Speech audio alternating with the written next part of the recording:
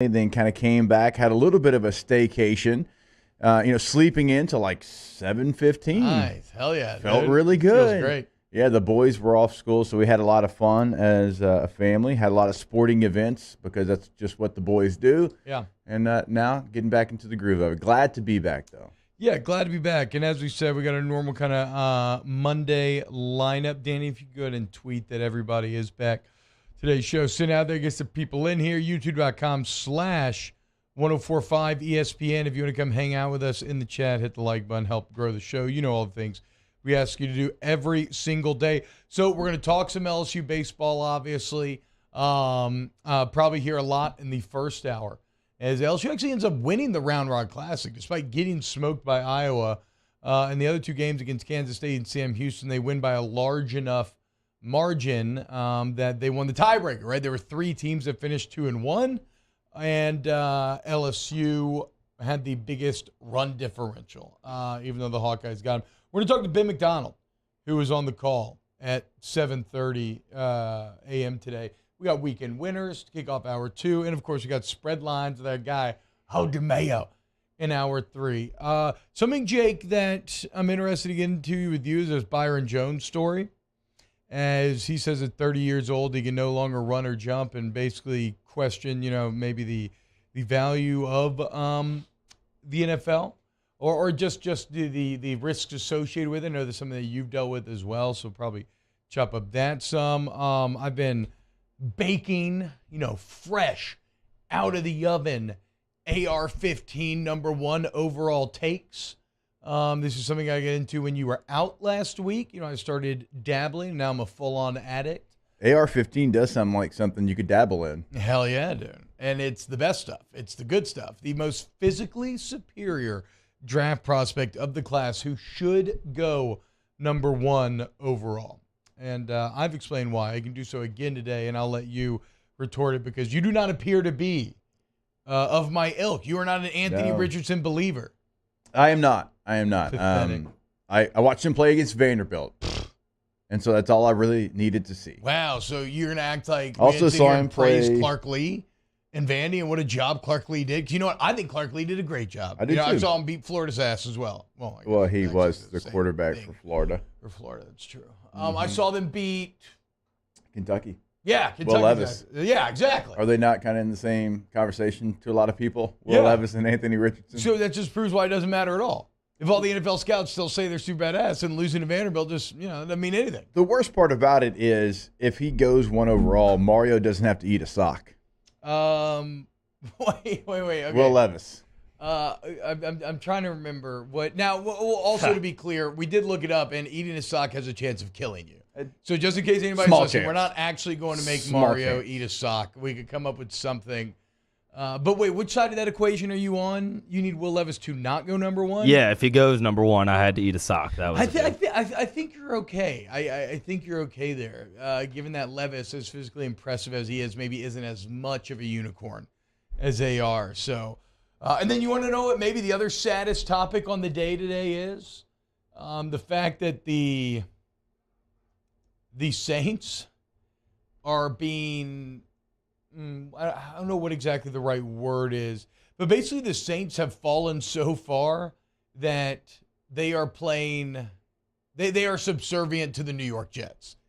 As the quarterback rumors right now are that Aaron Rodgers, the Jets are waiting on Rodgers, right? Yep. They really want him. They're waiting on his decision. He has emerged from the Hobbit-like structure. He did not reduce to a Hobbit-like size, unfortunately, but he has also not given an answer on what he's going to do. So the Jets are waiting there. That's their option 1. Option 2 for the Jets is Derek Carr, and it looks like Derek Carr is basically saying, I'll go to the Saints if the Jets don't end up wanting me. And that's a very awful, awful place to be. Ooh. But as we get into, it's actually completely legitimate. When you look at where maybe the two franchises are coming out of this last year, which is just a bad feeling, man. Is there a worse franchise? Maybe, Cleveland. I was about to tell you, Cleveland is always the answer. If the question begins with, is there a worse franchise, Cleveland is 99% of the time the answer. Yeah, so outside of that, and remember, T-Bob, their quarterback chose them over you last year. Yeah. Which, you know what? I was glad to lose that one, to be fair. As we talked about, it was like the temptation of the ring. I had kind of started to mental gymnastic my way into it. And I'm glad that we don't have to cheer for Deshaun Watson, but it's just sad when you're begging Derek years Carr. Or the Browns and the Jets take the quarterback that you were potentially eyeing.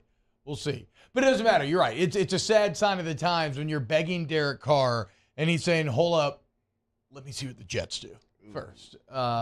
Hey, Jets had offensive and defensive rookies of the year. Okay? Mm-hmm. Pretty damn good. They're the number 2 defense in the NFL last year. Just missing a quarterback, right? Just missing a quarterback. Kind of. I mean, okay, for real, though, right? Like, what happens to a Zach Wilson because they're moving on? Who? I mean, they're going Aaron Rodgers or Derek Carr. They're not going to start Zach Wilson. I mean, you could tell, like, that relationship between him and head coach, it's not good. No. And so, dude.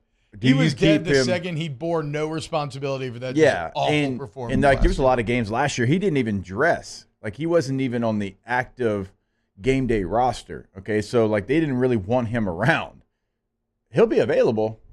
And you know there's going to be a coach out there. It's like, I can fix him. Yeah.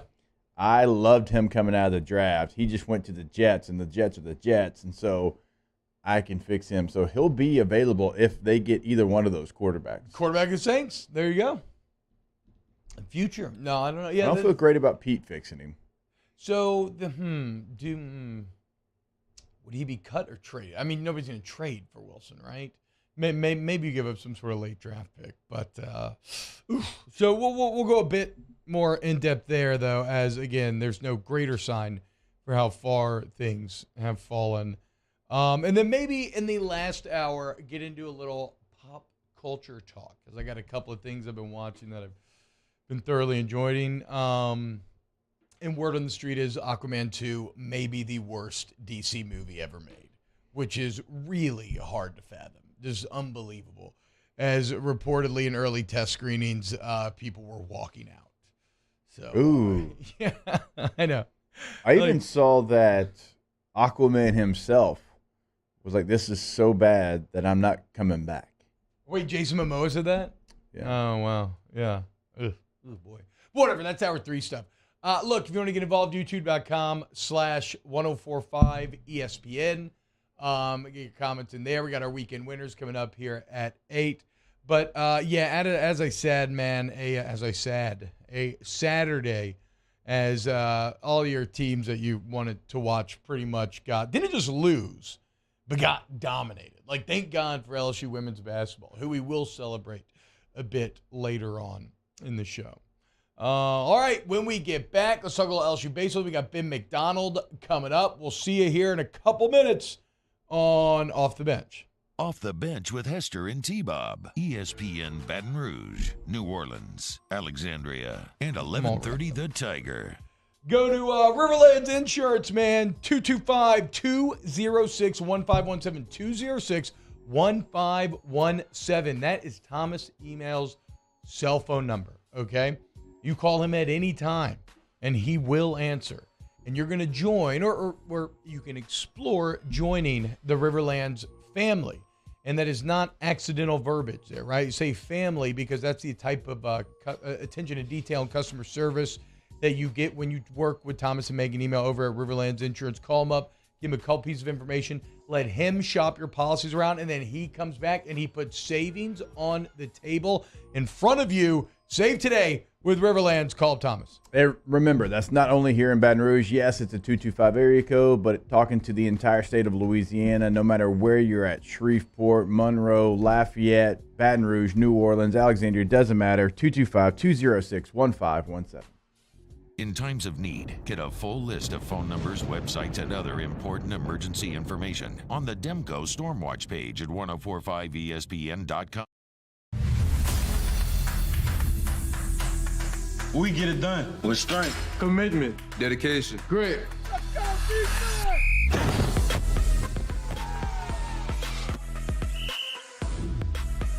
We get it done. with passion for our fans. And love for our community.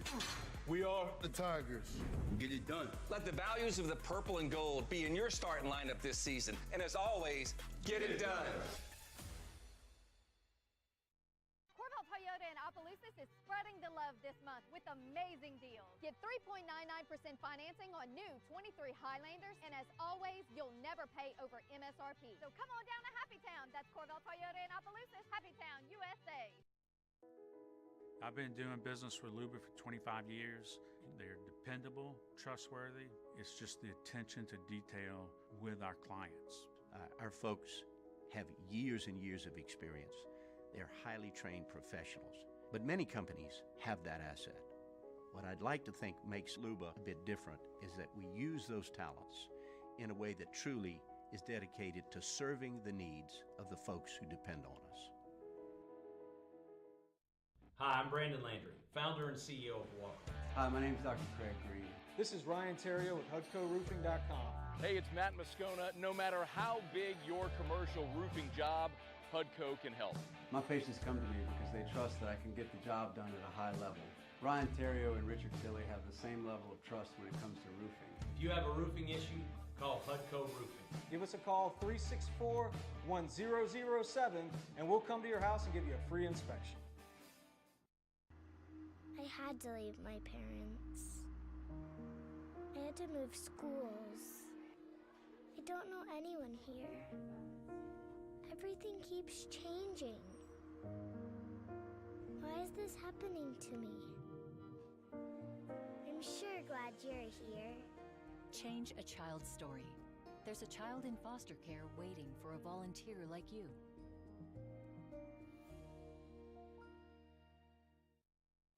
It's the details that make the difference between good enough and simply the best.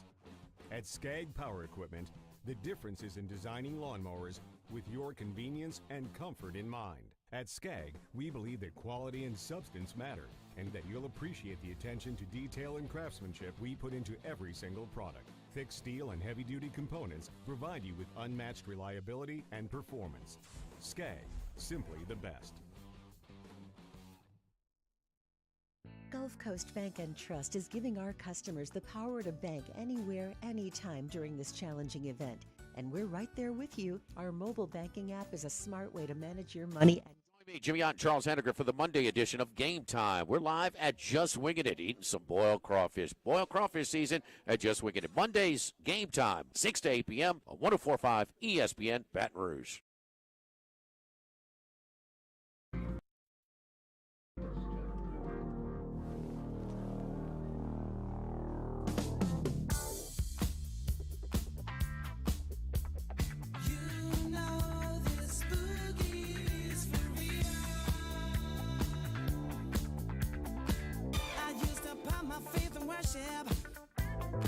But then my chance to get to heaven slim.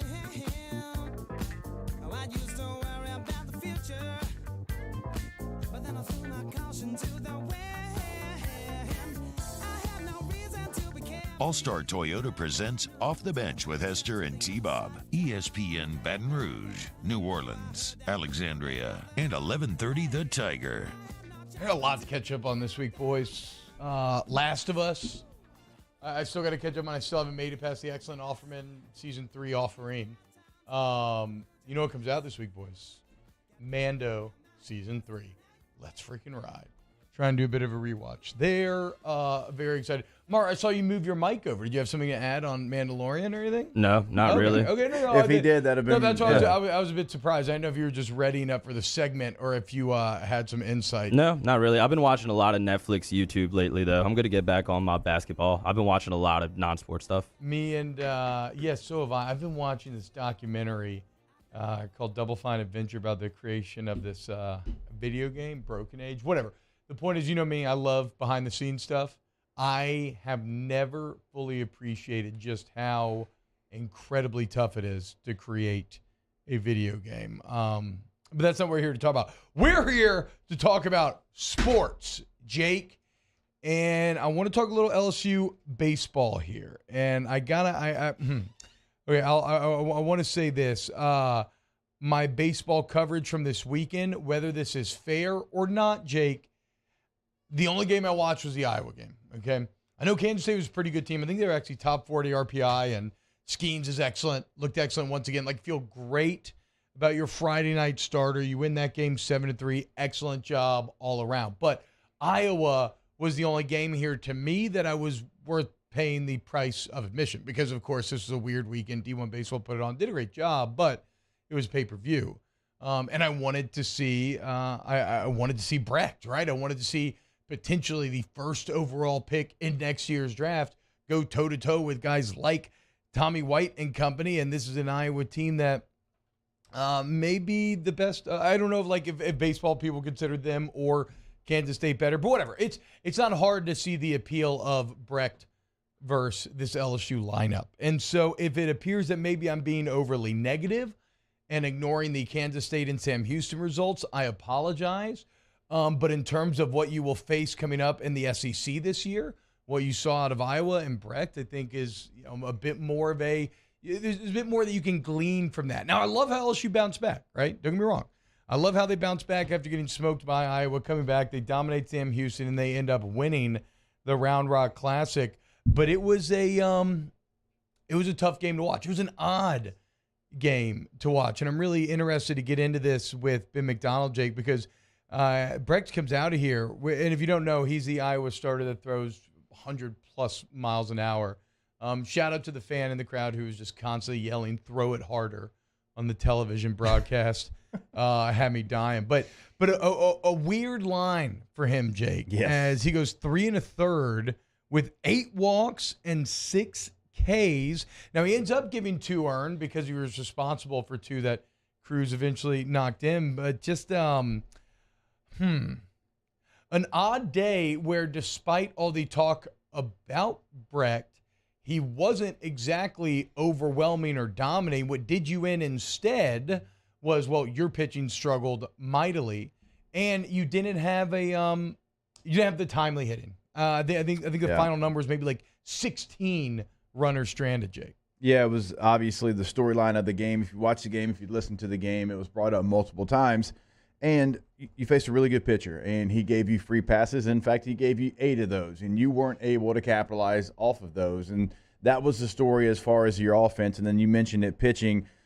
Our guy, Riley Cooper, bad body guy, didn't do the things that he's done really over, many appearances now, even dating back to last year. And I'll be interested to see kind of where he slots once everybody gets healthy, once they kind of figure out exactly what that weekend rotation is going to look like. Because last year, he was the key piece in the bullpen. He was kind of the fixer. Like, he would come in whenever things weren't going great. He would either stop the bleeding or he'd kind of hold your lead.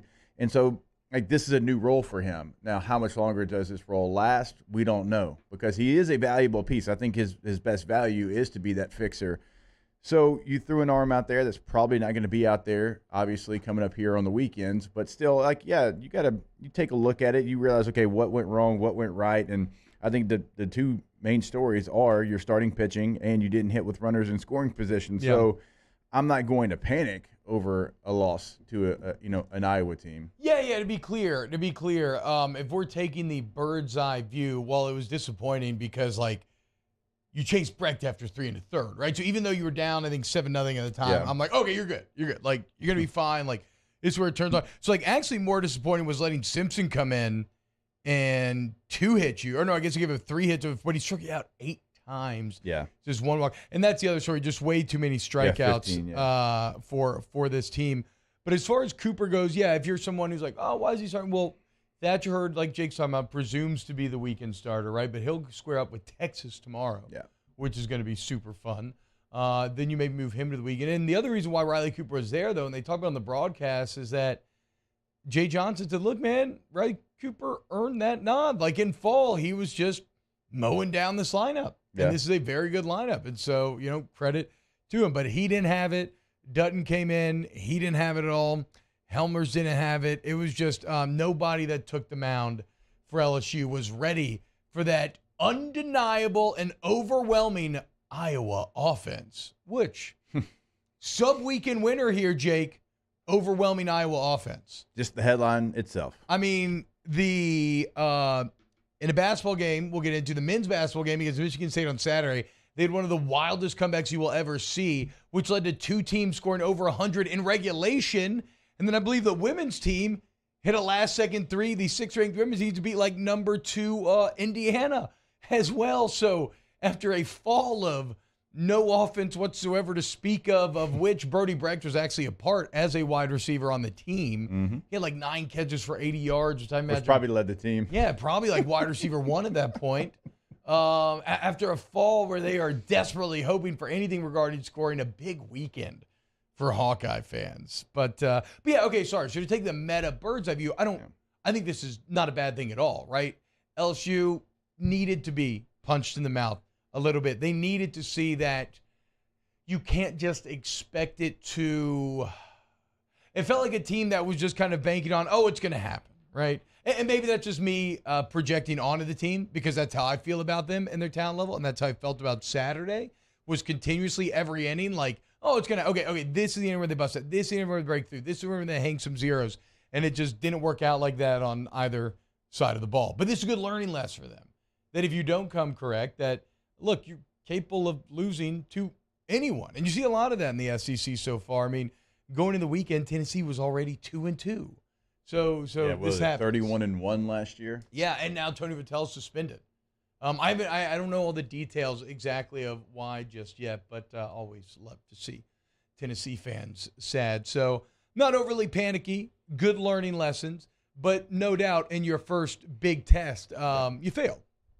Yeah, and then you know you're in a situation where, look, you got this tournament, and then you got to play Texas on Tuesday, and so once you got behind, like, you were trying to get through the game as well. I mean, that's why you let Will Helmers go out there, and Helmers just kind of, like, he's just trying to get you through the game. And so, like, it got to a point where, I mean, you're not conceding. I mean, we know Jay Johnson. He's not going to give up on anything, but you had to be smart about it, knowing you had a game on Sunday, then you got Texas on Tuesday. Lee Smith says, I think they will not get to Omaha and are overrated as usual. Jay Johnson is not a good coach. Hell yes, dude. It's like putting on a warm blanket in the winter or eating delicious cornbread that my grandmother's been making me since I was a small child. Firing the LSU. All we were missing was a hashtag Fire Johnson there. That's excellent take there, Lee. Look, I'm excited to talk to Ben about it coming up next as he'll try to make sense out of it. Rough day for our guy, Bear Jones, though. All-time nickname, but he had 4 of the 15 strikeouts. So, look, bottom line, you can't strand 16, you can't have 15 Ks, and you can't have your starting pitcher with an ERA of 15 and then the guy replaced with an ERA of 18. So, is what it is. Wash it. And you know what? You know what's going to make everybody very happy? You know what's going to make Lee Smith very happy and bring him back? You go and beat Texas tomorrow, okay? Go earn it on the field. Excited to watch Thatcher Hurd tomorrow. Lee Smith, like the relief pitcher, Lee Smith?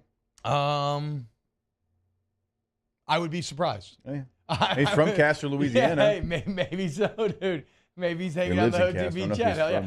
If it is, then I would say that he actually has a little more insight than I'm kind of giving him credit for, as I'm sitting here with a little bit of tongue-in-cheek making fun of his comment. Now, he went to Northwestern State, so I don't know why he'd be watching Forkham.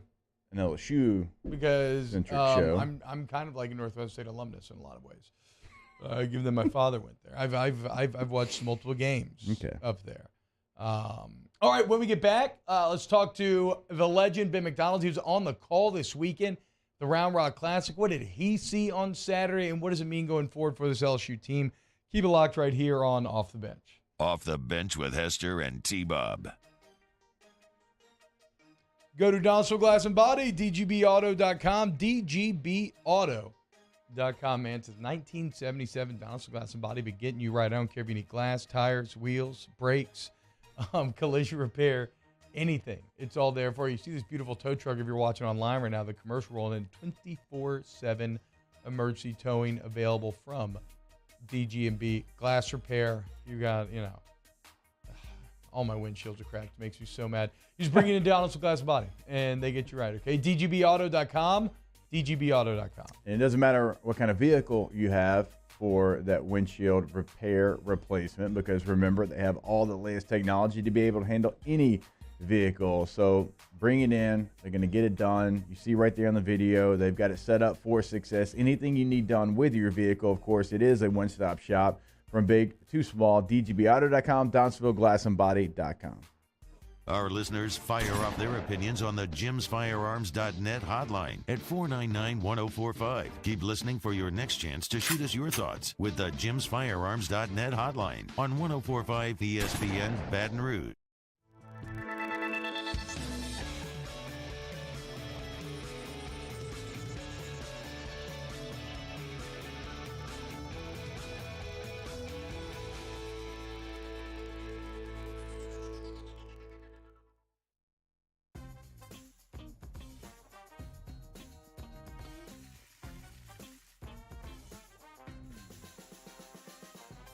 The best kept secret in town is out. Discover Tallulah at the Renaissance Hotel on Bluebonnet.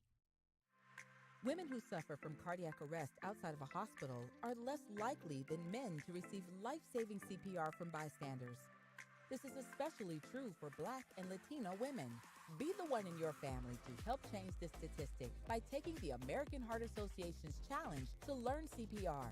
Be the beat for someone you love. You can make a difference when it matters most. Go to heart.org today to take the CPR challenge and save lives.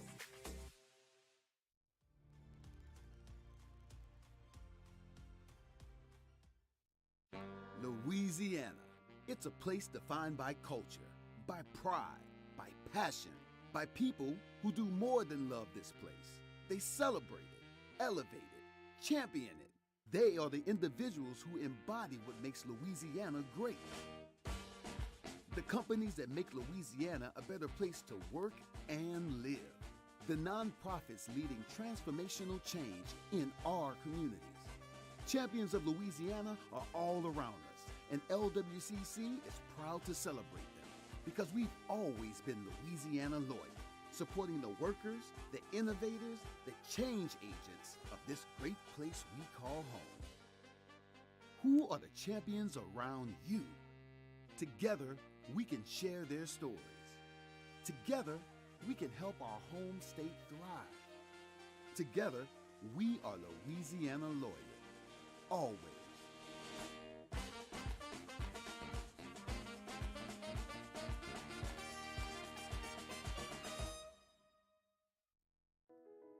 I've been doing business with Luba for 25 years. They're dependable, trustworthy. It's just the attention to detail with our clients. Our folks have years and years of experience. They're highly trained professionals, but many companies have that asset. What I'd like to think makes Luba a bit different is that we use those talents in a way that truly is dedicated to serving the needs of the folks who depend on us. Hi, I'm Brandon Landry, founder and CEO of Walker. Hi, my name is Dr. Craig Green. This is Ryan Terrio with HUDCORoofing.com. Hey, it's Matt Moscona. No matter how big your commercial roofing job, HUDCO can help. It's on. Join me Monday 1 to 3, recapping LSU baseball and Round Rock and Tigers Rebels from the Pavilion. Hunt Palmer Show 1 to 3 on weekdays. 104.5 ESPN, Baton Rouge.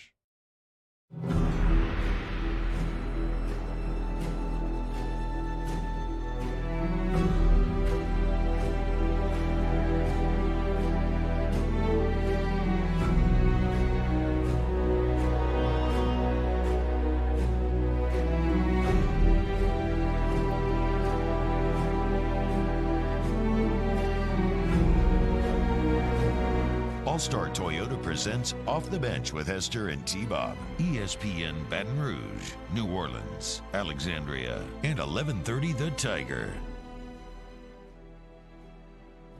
Ooh, what perfect music to welcome in our next guest. Big fan of Yellowstone, though on Saturday it was a tough day for Dutton, as we got our guy Ben McDonald driving back from the Round Rock Classic. Ben, what's going on, man? How we doing, guys? Doing good this morning, man. Just grabbed a couple cups of coffee and headed back towards Baton Rouge. Nice, man. Hell yeah. Well, drive safe, Ben. I got to say, one of the highlights of this weekend was just getting to listen to you announce baseball once again. I only watched the Iowa game on Saturday. Y'all did an excellent job, though, as always. been a weird day, right? In which, for all the talk of Brody Brecht, he has a really odd stat line that was, he was great kind of situationally maybe. You know what? How about this? You're the expert. What was your biggest takeaway in terms of what you learned from LSU on Saturday against Brecht in Iowa? Well, I mean, obviously Brecht represents a different kind of challenge, right? I mean, the fastball, he may have the best arm strength in all of college baseball. I mean, I saw the fastball up to 101. Now, he didn't have a clue where it was going. That was clear. And he threw, it's not a comfortable at bat when somebody's throwing 101 and you don't know where it's going. And what's strange is he kind of started throwing a lot of sliders. He threw about 60%, 63% sliders because it was the only pitch that he could throw over the plate, But when you look at him, you can dream on him a lot, right? I mean, he's not draftable this year. He will be next year. Obviously, he's a good athlete. He's a wide receiver on the football team. You love the body at 6'4", 205 pounds, very athletic. But he's going to have to throw more strikes to be a high draft pick. But he's got something you can't teach, and that's that arm strength. So it's a very difficult at bat for LSU. They had plenty of chances, and I think at the end of that game, they were only 2 for 15 with runners in scoring position in that ball game, and ultimately that's what got them beat. Ben, what's that like? Like if you're a Will Helmers and the game's kind of out of control, and you know that you've got to get through the game, you're trying to save your bullpen, you got a game coming up the next day, then you got Texas on Tuesday. Like, what's your mindset if you're a guy like Helmers going out there knowing that, look, they're not going to take me out. I got to try to get as many outs as I can, even though we're down, 7 runs. Yeah, I mean, look, everybody has a role, right? And the more bullets you can save going in, and that's how it's going to be on the weekend sometimes. If I'm Jay or any college coach for that matter, and I can only burn 3 of my pitchers in a day, that's a good thing because that means I have more guys that I can use for the next game. So while they kind of lost and LSU lost the ball game, it's one when Will Helmers can go give you some length and save a couple guys you don't have to use later on in the ball game. But also for Will Helmers, it's not so much about the situation. It's showing Jay what I can do and what my role is going to be going forward. And so every time you hop on the bump or you get a pinch hitting at bat during the game, even if it's a blowout game, it matters because Jay is evaluating his talent, his guys right now to see who's going to be the players, if you will, when SEC rolls around here in a couple weekends. I want to get to LSU's performance on the mound here in a little bit, Ben. But first, what was your interpretation of, as I said, right, all the talk about Brody Brecht coming in, and it was easy to see why, but a weird stat line, 3 1/3, 8 walks to just 6 Ks. Now, he came up with the Ks when he needed him, but after you chased him, I thought, okay, here we go. Okay, it's 7-0. Is that a lot? Yes, but this LSU lineup is elite. I fully expect him to start to create a comeback. Dylan Cruz gets the 2 big ribbies. I thought maybe, okay, here we go. And it just never came. And it's a credit, obviously, to Jared Simpson, who actually ends up with a better day than Brecht, going 4 2/3, 8 Ks to only 1 walk. What went so wrong post-Brecht? Why couldn't what was going on with their approach of the plate that led to them just not being able to, they just kept striking out? Yeah, I don't know. I mean, I think they struck out 14 or 15 times in that ball game, which is not like this LSU team. And that is a concern of mine because when I look at LSU, they're not going to steal many bases. I mean, they were kind of dead last in the league in stolen bases last year. They only got 2 bags this year. LSU is not a team that's going to manufacture runs. Now, when they're banging it like they did yesterday, obviously they're the best offense in the country. But there's going to be times where they're going to have to manufacture when you run up against like a Dolander, a real ace like they'll see at Tennessee here in about 3 weekends. How are you going to manufacture runs when you can't get the ball out of the ballpark? And so that is a little bit of a concern. I thought the swing decisions for LSU in that Iowa game were not great. In other words, I really felt like if LSU would have not even taken a bat to the plate against Brecht, he would have walked 16 guys. I really felt like that, because he walked 8, and there were 2 or 3 occasions I know LSU got 2-0 counts, 3-1 counts, and chased balls out of the zone. And so, look, it's going to get better. They saw the first big arm that they're going to see this year. And the term effectively wild was Brody Brecht. I mean, that's who he was. And so those guys are difficult that are not in the strike zone, not always around the strike zone. It was a one-off. I didn't think LSU played that well the first 2 games. Obviously, they showed up yesterday in a big way. I don't know if it's the fact that Tommy White had the DH, and all of a sudden you move Garrett Jones to first, Trey Morgan goes to the outfield. It was a little shake-up defensively and a little bit shake-up in the batting order, too. Good to see Tommy White get back out there. Obviously, he is scuffling right now, trying to play catch up in some ways. But that's what's scary about this team. Tanks hadn't even got going yet, and yet they're still a pretty elite offense. So, you know, it'd be good to see him, and hopefully he'll play tomorrow night against Texas, maybe play third base. I don't know that he will. Maybe the goal is to get him in this coming weekend over at third base, and then you can kind of settle back into what you think is going to be your everyday nine. Ben, I want to go back to Friday's game and talk about the pitching that you got from Paul Skeens and Ty Floyd. I mean, you got 16 strikeouts between them, 11 for Skeens. You got 5 for Floyd, and it was only those two pitchers. They only gave up a combined 4 hits. I mean, that feels like a Friday night type of combination that you can roll out there, and it's going to be hard to beat. Yeah, I mean, look, Paul Skeens is as good as anybody. He has shown that. I love the way he struggled in the first inning for him, and then he just went and figured it out, you know, and that's what you want to see from a veteran-type pitcher. Paul Skeens' arm strength, his slider. He threw more change-ups. He only threw one change-up in his very first start against Western Michigan. And I was talking to Wes Johnson on Thursday when we met with all the coaches, and he said, you know what, I got to start working in the change-up because I know he's going to need it when we get the SEC play. And so he threw more change-ups the other day. So he's getting developed and trying to get 3 real pitches going. But, you know, to see him struggle in the first inning and then go in shutdown mode was impressive for me. Ty Floyd wants to be in the weekend rotation. If you would ask him, he would tell you, I want to be a starter. Having said that, right now, it looks like his role at the back end is going to be that as a closer. Big-time fastball velocity. You got some analytical stuff to it. He's starting to land some off-speed stuff. So I think he's your back-end guy right now. There's no doubt about that. Because I'll take you back to last year. The LSU's got more weapons. But remember Razelman and Gervais last year. That's how LSU won a lot of ball games last year, by having a couple of real dudes at the back end where the starter gives you 5 or 6, and all of a sudden you bring in a couple of guys. Ty Floyd's not a one-inning guy, obviously. He can come in and he can give you some length. And think about this. To me, Christian Little has been the second-best reliever this year so far. He didn't pitch this weekend. You know, they didn't need him in any situation. So he'll be good to go tomorrow behind Thatcher Hurd against Texas, which will be a big test for LSU on the road again. Well, and so it does become interesting, right? Because obviously LSU is, I don't know if going out of its way is fair to say, but they're doing a lot to prep for this Texas game on the road. And baseball's an odd sport where it's tough to put too much into any single game. But how much does an early test like Texas matter here, Ben? Well, it matters a lot. When you go to Texas, Disch-Falk Field's always been a very difficult place to play. Now, Texas doesn't have the team yet that we've seen the last 2 or 3 years, right? They're off a little bit. They had a big turnaround, but it's still a difficult place to win. It's still a very difficult team. In fact, you heard, I think that was really the plan for him from the beginning is get his feet wet against Southern, roll him out there against Texas, and ramp him up a little bit on the road. And hopefully he has some good outings, and maybe he goes into that weekend rotation come SEC play. I think it's a big outing for him because I feel like if he pitches well, you're going to see him in that weekend rotation when SEC play rolls around. Now, if he doesn't, you can see the rotation stay the same. I think Riley Cooper's very valuable doing what he does, but I think he's more valuable to come out of the bullpen because we know that he can take the ball 2 or 3 times in a 3-game set on the weekend like he did 3 different times last year. He becomes a guy that you could use in setup-type roles, situations. And so I think Jay, at the end of the day, would love Thatcher to get in that weekend rotation and be able to put Riley Cooper back in that bullpen and use him 2 or 3 times on the weekend. Ben, I want to talk about Gavin Dugas real quick because, I mean, he led off on the weekend, continues to hit, and he's just a guy that I love watching play. I mean, he plays with everything that he's got. He's got some real grit. There's been so many times, like, it feels like even if he's producing, like, people forget about Gavin Dugas. He comes back this year, not to a lot of fanfare, but there he is at the top of the lineup, continues to get hits.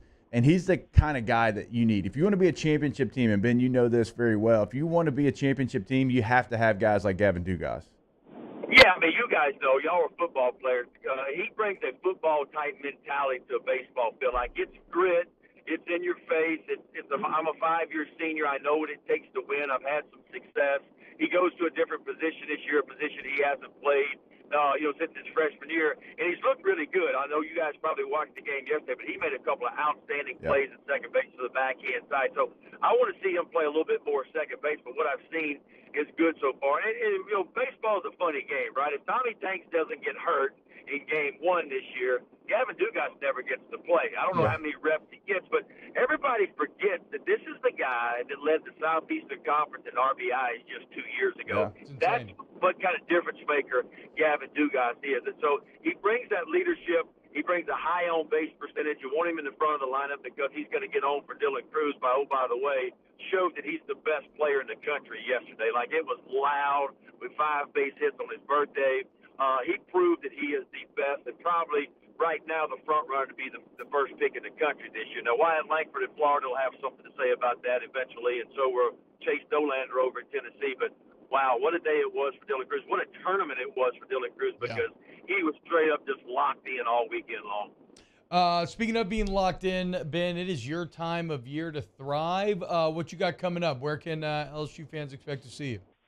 Man, I'm heading down to spring training with the Orioles on Thursday, so I'll be down there a week to catch up with the boys down there and call a few games in spring training, and then I'll be back for the Sanford series for LSU on the digital side of it the following week. And I think we got 2 of those 3 games on TV, so I'll get to catch up with the Tigers. And then, look, man, after that, we're rolling into SEC play, and then big league ball will be starting 2 weeks later. So it's going to be back and forth here and there, and so I'm looking forward to it, man.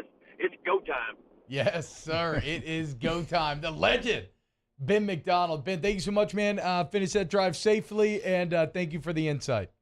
All right, guys. Take care. Good talking to you. Thanks, Ben. At real Ben McDonald on Twitter. That's a great point that he made about Gavin Dugas. I mean, it took an injury to kind of give him his opportunity.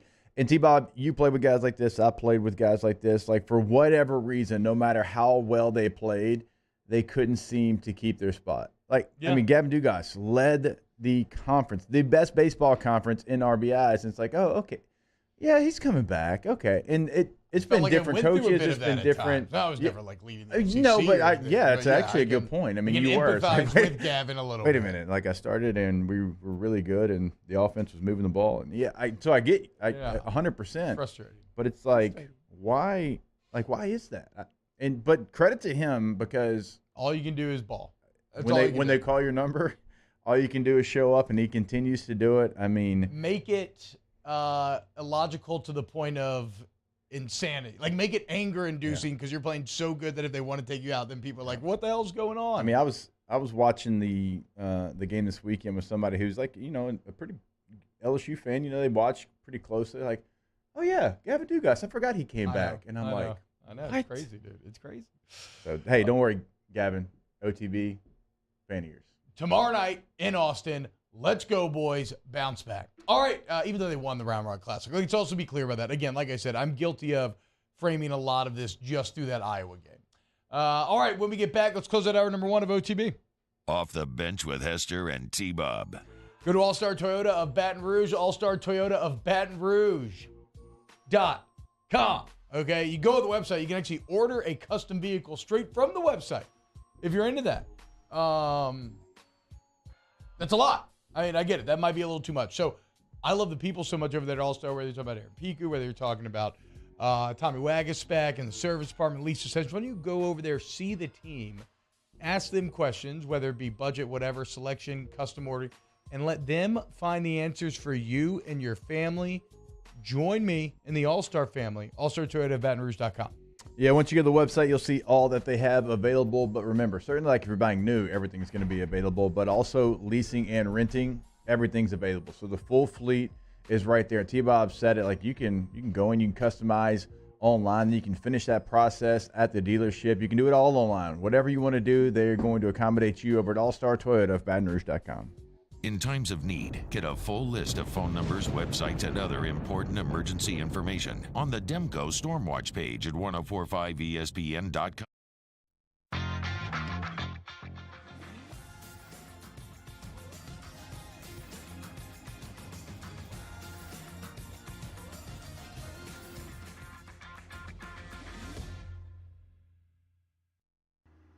I had to leave my parents.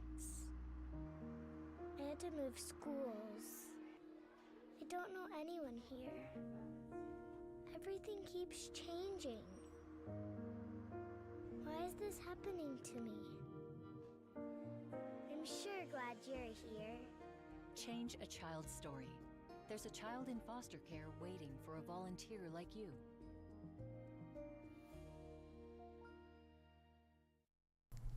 What a good day to finally be out of the office. Is that this? A Skag mower. Okay, living the good life I see. Not gonna lie, I'm a little jealous. It's just like driving a throne. It's gorgeous. A beautiful piece of machinery right there. The moment you know you want a Skag. Skag. Simply the best.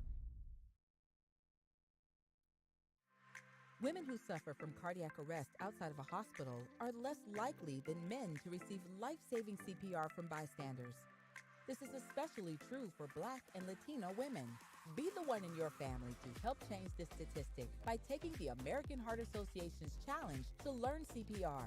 Be the beat for someone you love. You can make a difference when it matters most. Go to heart.org today to take the CPR challenge and save lives.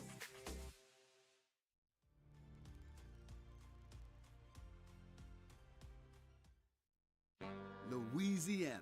It's a place defined by culture, by pride, by passion, by people who do more than love this place. They celebrate it, elevate it, champion it. They are the individuals who embody what makes Louisiana great. The companies that make Louisiana a better place to work and live. The nonprofits leading transformational change in our communities. Champions of Louisiana are all around us, and LWCC is proud to celebrate them because we've always been Louisiana loyal, supporting the workers, the innovators, the change agents of this great place we call home. Who are the champions around you?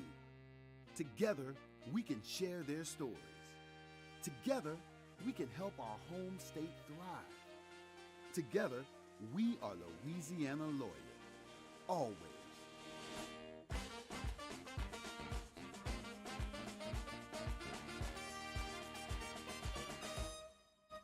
Musso, join us for Monday's AFR presented by Relief Windows. Matt is back from vacation. He's recapping LSU's weekend in Round Rock. We'll preview Pell's Magic. Monday's AFR 3 to 6, 104.5 ESPN Baton Rouge.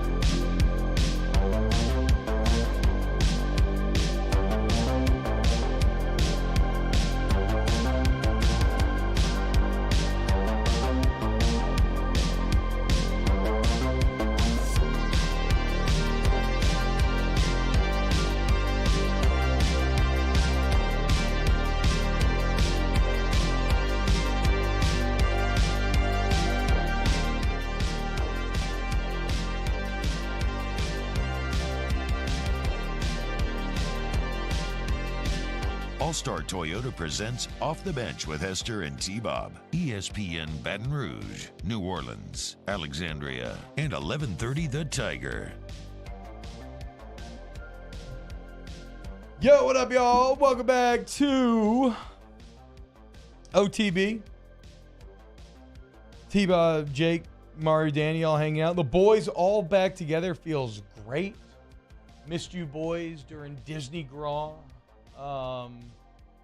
My daughter's birthday, unfortunately had to miss on Saturday. I was stuck at home with a child just defecating and throwing up all over me, Jake.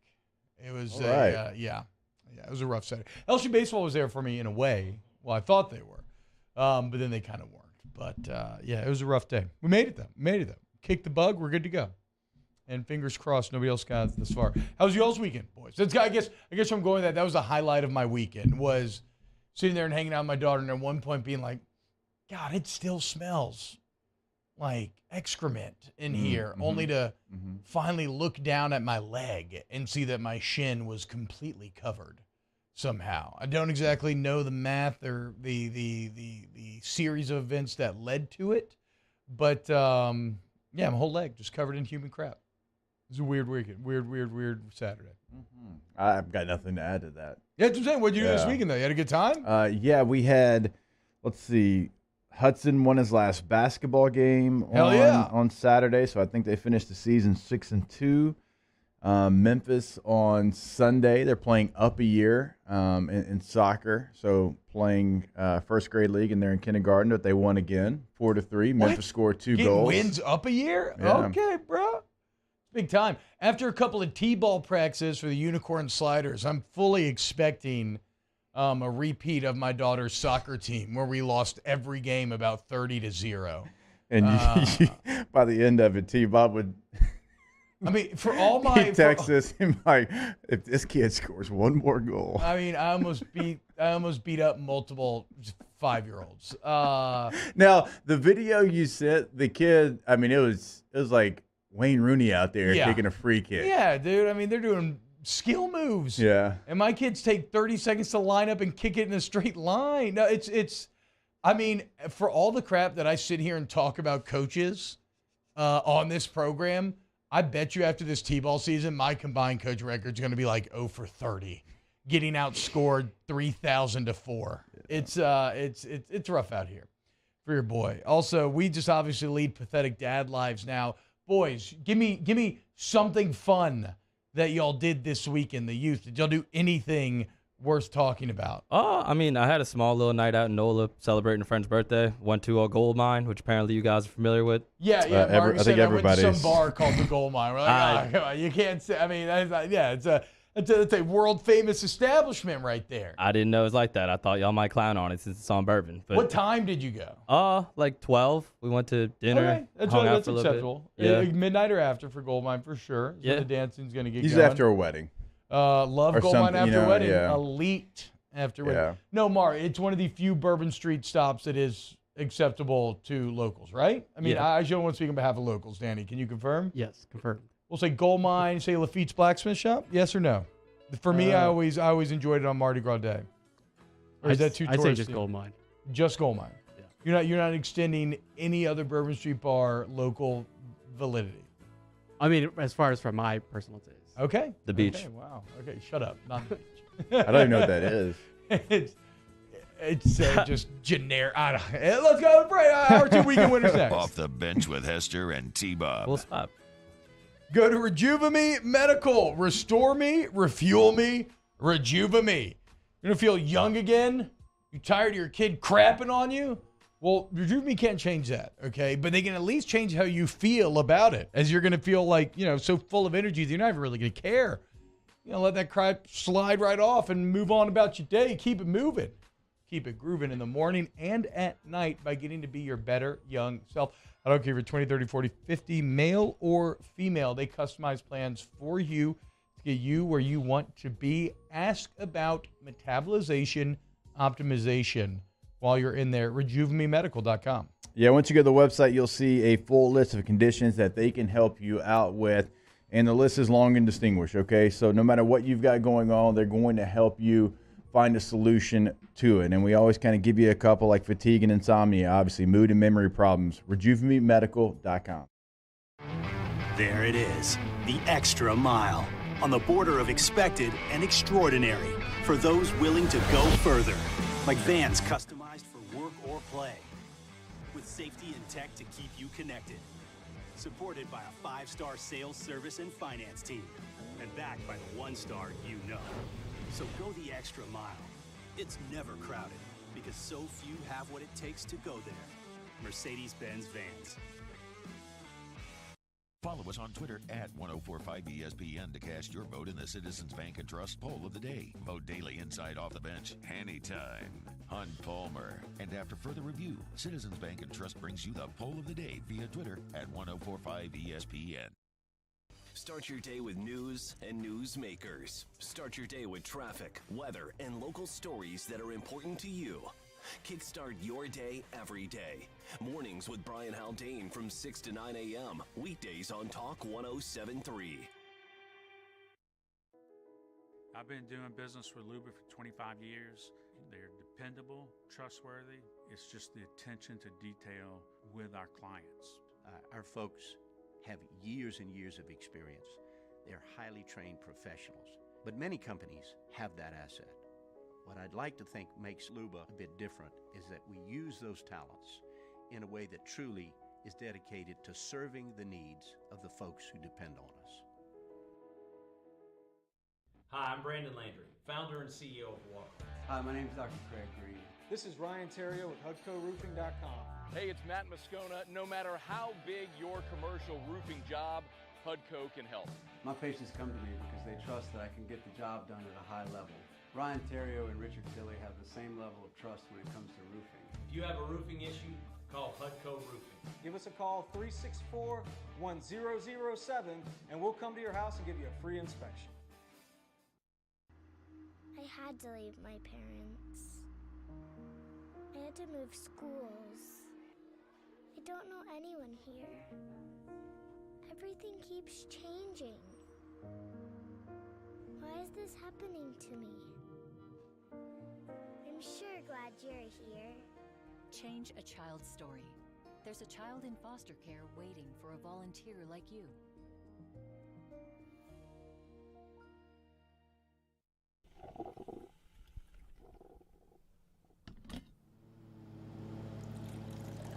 What the?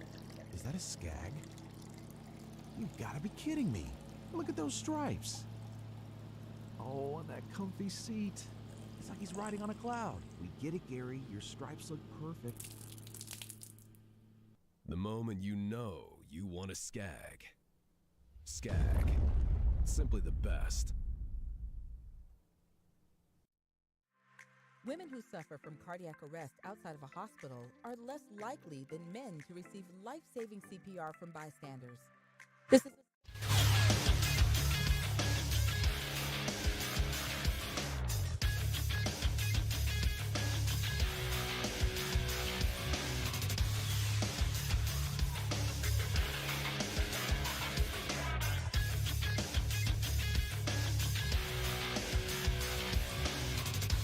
Good morning, everybody. It is 8 a.m. on Monday, February 27th. Your government taco forecast in Baton Rouge. Expect cloudy skies with a high of 79. Coming up on OTB, we have a new edition of Weekend Winners up next, and Hold the Mayo comes on at 9:15. You can follow today's show on Twitter, Instagram, and TikTok at OTB_ESPN, or catch us on YouTube at the 104.5 ESPN channel and subscribe for daily content. Hour number 2 of Off the Bench, live from the Mercedes-Benz of Baton Rouge studio, starts now. All-Star Toyota presents Off the Bench with Jacob Hester and T-Bob Hebert. Yeah. Off the Bench with Hester and T-Bob. Hey, P, they said I gotta come off the bench. All-Star Toyota presents Off the Bench with Hester and T-Bob. Yo, yo, yo.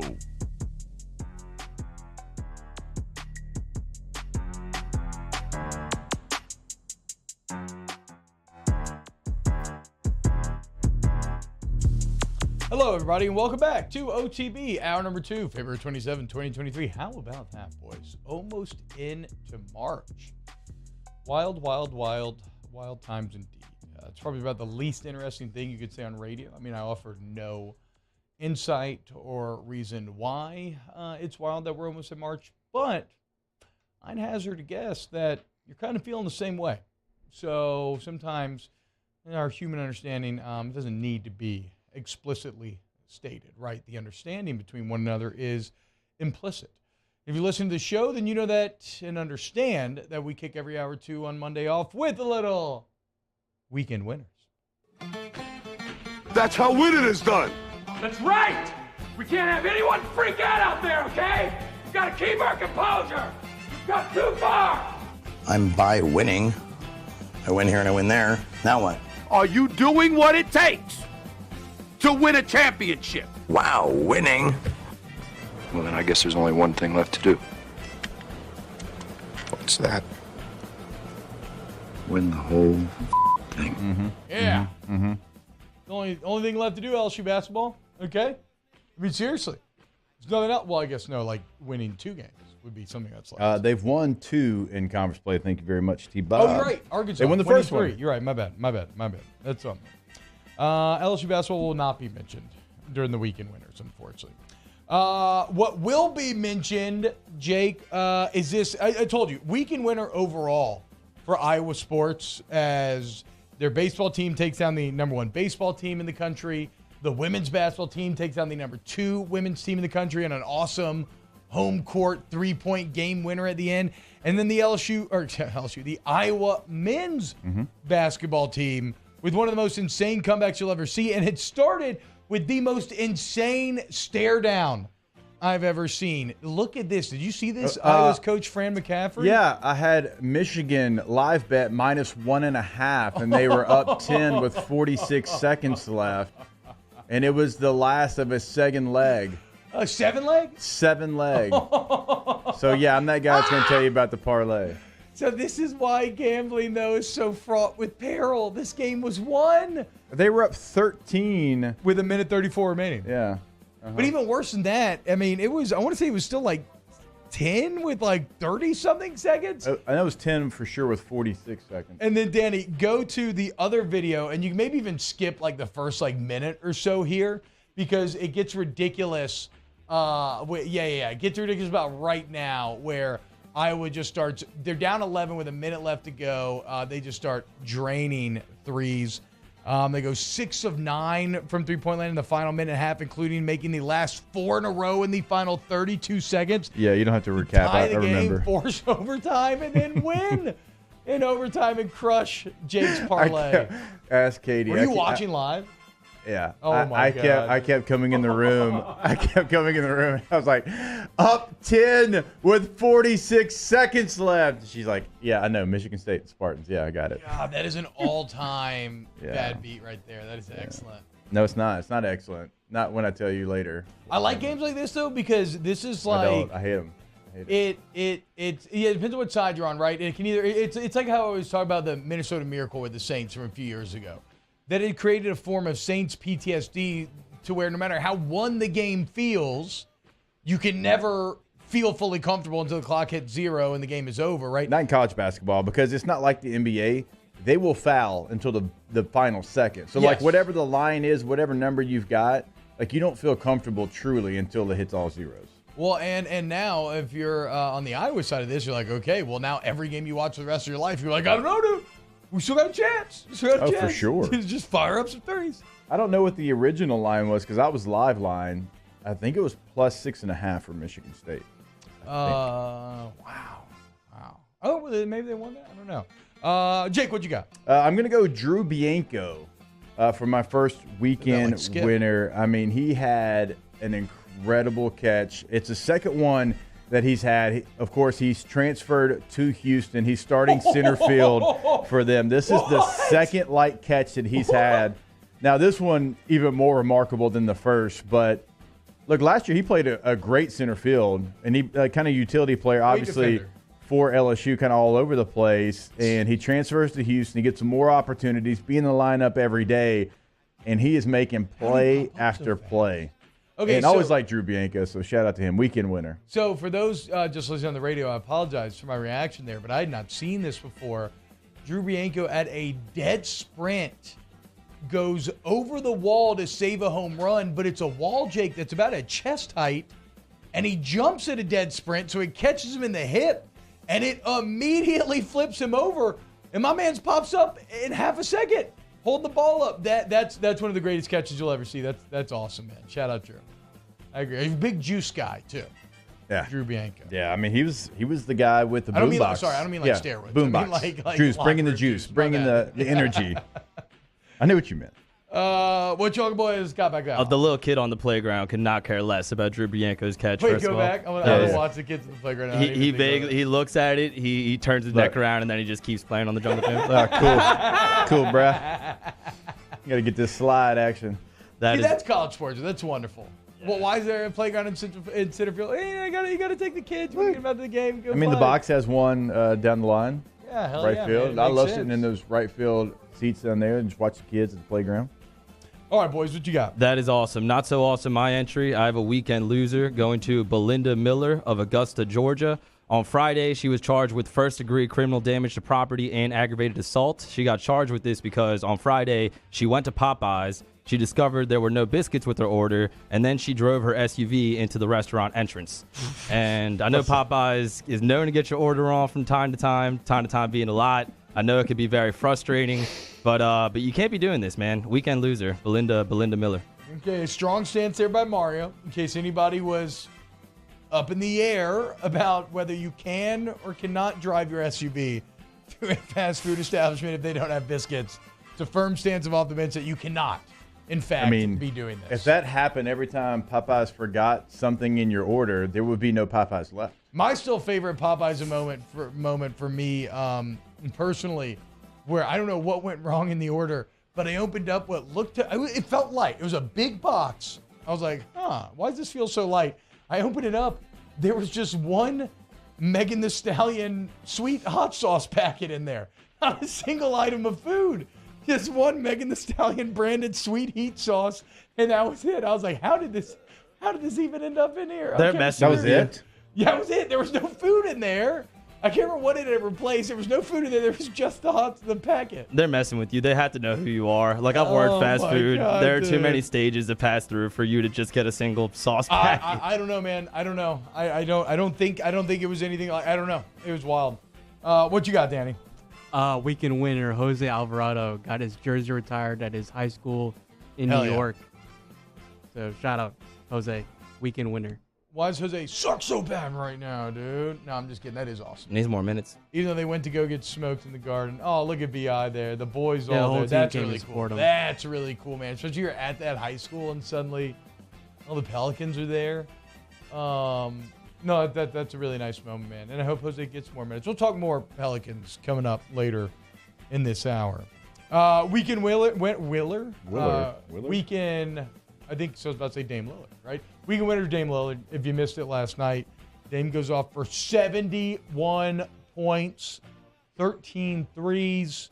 By the way, Jake, doing it for the old heads at 32 years old. He's the only player over 30 to ever go over 70. And only the 8th player in NBA history to go over 70. And how about this? It's his 5th 60-point performance of his career. Only Wilt Chamberlain and Kobe Bryant have more. Dame time. Shout out Dame Lillard. I feel like he's just somebody that doesn't get enough credit for not complaining and not leaving and not trying to get a super team to Portland. He's just, I'm a trailblazer. They drafted me. I'm going to be loyal. They trade my partner, CJ, to the Pelicans. Like, I don't really get anything back, but I'm here, so I'm going to make the most of it, and I'm just going to continue to put my head down and go to work. Wow. I mean, am I wrong, Mario? You're more NBA savvy than I am. Like, do we ever hear of him complaining at all? No, not at all. And he's been through so much with that organization. Like, obviously, they haven't really built very well around him. They had a good thing going with him and CJ for the longest time, but they probably kept their old coach, Terry Stotts, for too long. They fired their old GM, and apparently it was like a toxic workplace culture. So they haven't really built a very good team around him. Maybe towards the end they make a run, kind of like Dirk did. But regardless of whether he wins a championship or not, Dame Lillard, definitely one of the best of all time. Best Blazer of all time for sure. And probably, to your point, deserves to be mentioned a little bit more. Now he will. 70 points is nuts. He got those Modelo commercials. Ha. Good for him. You think he actually drinks Modelo in his spare time? He might. Maybe.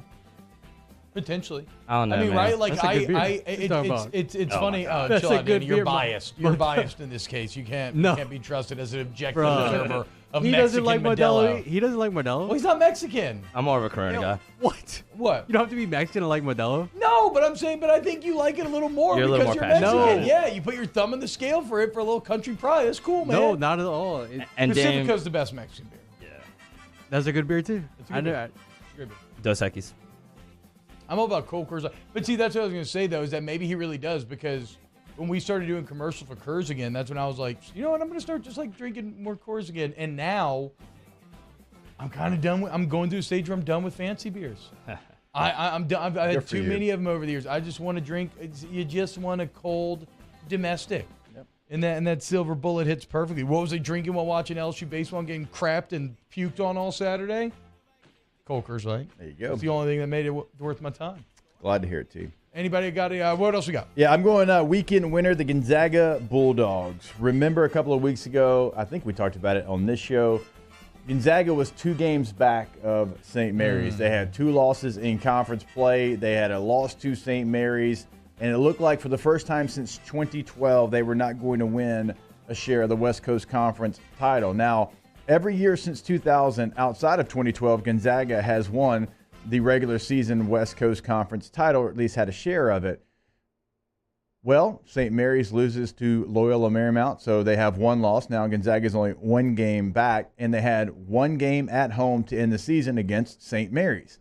College game day was there. The scenes were fantastic, and Gonzaga goes out there. They take care of St. Mary's. So with a 2-game lead, I think it was 5 games left in conference play, they catch up to St. Mary's. They win the West Coast Conference regular season yet again. St. Mary's, I guess, weekend loser. Now, St. Mary's still going to be in the tournament. They might go win the West Coast Conference tournament. But Gonzaga comes from behind. They win it again. And Mark Few now has 22 conference championships to his name. Damn. It's more than a few. It's more than a few. Still looking for that natty, though. Been close. Been to Final Fours. Been to a championship game. Final Fours. I think he's only been to 1 title game, though. Yeah. Nope, 2 title games. They lost to North Carolina, and then they lost to Baylor. Got smoked by So Baylor. that's a couple. North Carolina was a really good game, if y'all remember that one.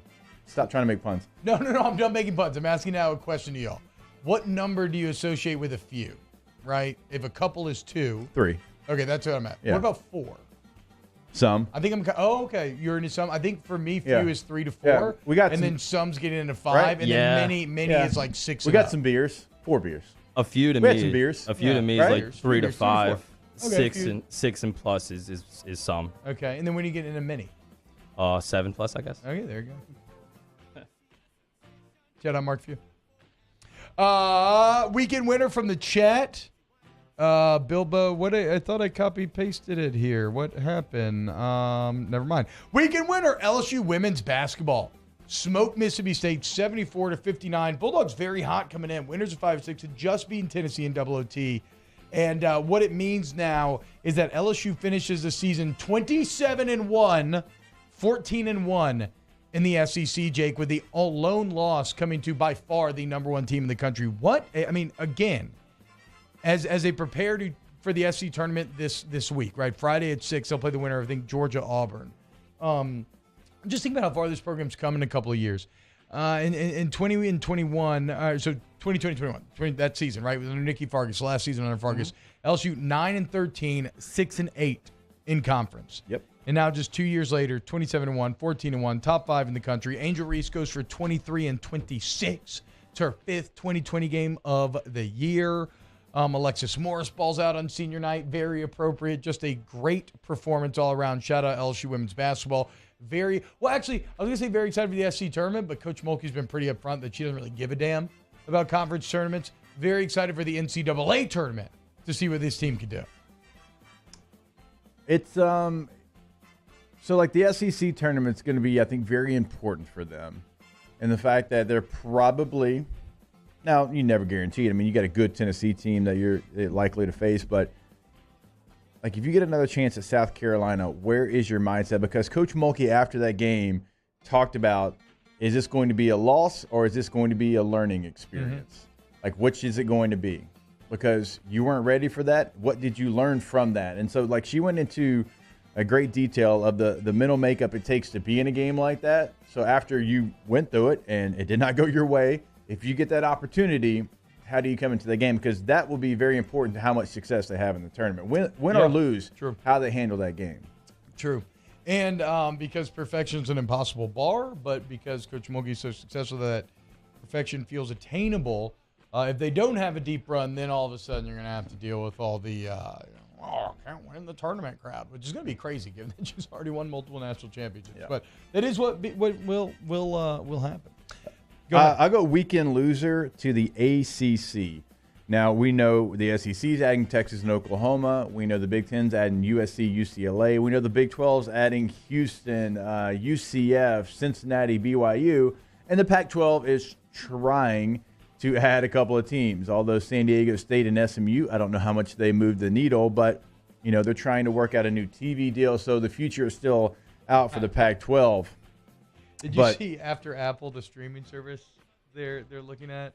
Ion? Yeah, I don't even know what that Murder is. She Wrote comes on, I think. I don't even know what that is. Okay, that's not bad. That's not bad. I don't either. And I've got like every channel just like you do. I put the ACC here because Florida State AD Michael Alford told his board of trustees on Friday that something has to change when it comes to closing their growing revenue gap with other conferences. Okay, so that's one of the biggest brands in the ACC. They're not happy. The issue is the ACC will fall behind both the SEC and the Big Ten in revenue by about $30 million per team when the new television contracts kick in. The Big Ten per year. Oof. The Big Ten 2023, the SEC in 2024. And so right now, let's see. In the most recent available financial filing, the ACC distributed a record $578 million to its members for 2020 and 2021 seasons. The SEC got a check for $721.8 million before their new deal kicked in. So they were beating you by $140 million almost before they got their new deal. They're about to get the new deal, only going to sweeten the pot. And the ACC locked in, as y'all know, to that television contract until 2036. So you can't do anything. And if you add teams, remember, it frees up everybody's contract where they can now go to other conferences. Yeah. That's if you add. So you're locked into basically where you're at right now for a very long time. I wonder if Florida State have they found the legal loophole that ACC lawyers been searching for forever, or is this just public posturing? Last one here, Bilbo back in the chat this weekend winners: John Meyer, who won the shot put; Michaela Rose, who won the 800 meter; in favor of Philly, who won the 200 meter, the SEC Indoor Championships this weekend. Shout out John Meyer, Michaela Rose, and favor of Philly. When we get back, let's talk a little bit about Byron Jones and the risks of football. Keep it locked right here on Off the Bench. Off the Bench with Hester and T-Bob. ESPN Baton Rouge, New Orleans, Alexandria, and 1130 The Tiger. Our listeners fire off their opinions on the jimsfirearms.net hotline at 499-1045. Keep listening for your next chance to shoot us your thoughts with the jimsfirearms.net hotline on 1045 ESPN Baton Rouge. There it is, the extra mile, on the border of expected and extraordinary, for those willing to go further, like vans customized for work or play, with safety and tech to keep you connected, supported by a 5-star sales, service, and finance team, and backed by the 1-star you know. So go the extra mile. It's never crowded, because so few have what it takes to go there. Mercedes-Benz Vans. I've been doing business with Luba for 25 years. They're dependable, trustworthy. It's just the attention to detail with our clients. Our folks have years and years of experience. They're highly trained professionals, but many companies have that asset. What I'd like to think makes Luba a bit different is that we use those talents in a way that truly is dedicated to serving the needs of the folks who depend on us. Louisiana. It's a place defined by culture, by pride, by passion, by people who do more than love this place. They celebrate it, elevate it, champion it. They are the individuals who embody what makes Louisiana great. The companies that make Louisiana a better place to work and live. The nonprofits leading transformational change in our communities. Champions of Louisiana are all around us, and LWCC is proud to celebrate them because we've always been Louisiana loyal, supporting the workers, the innovators, the change agents of this great place we call home. Who are the champions around you? Together, we can share their stories. Together, we can help our home state thrive. Together, we are Louisiana loyal. Always.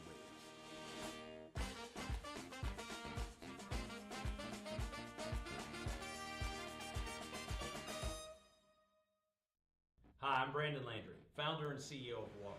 Hi, my name is Dr. Craig Green. This is Ryan Terrio with HUDCORoofing.com. Hey, it's Matt Moscona. No matter how big your commercial roofing job, HUDCO can help. My patients come to me because they trust that I can get the job done at a high level. Ryan Terrio and Richard Tilley have the same level of trust when it comes to roofing. If you have a roofing issue, call HUDCO Roofing. Give us a call, 364-1007, and we'll come to your house and give you a free inspection. I had to leave my parents. I had to move schools. I don't know anyone here. Everything keeps changing. Why is this happening to me? I'm sure glad you're here. Change a child's story. There's a child in foster care waiting for a volunteer like you.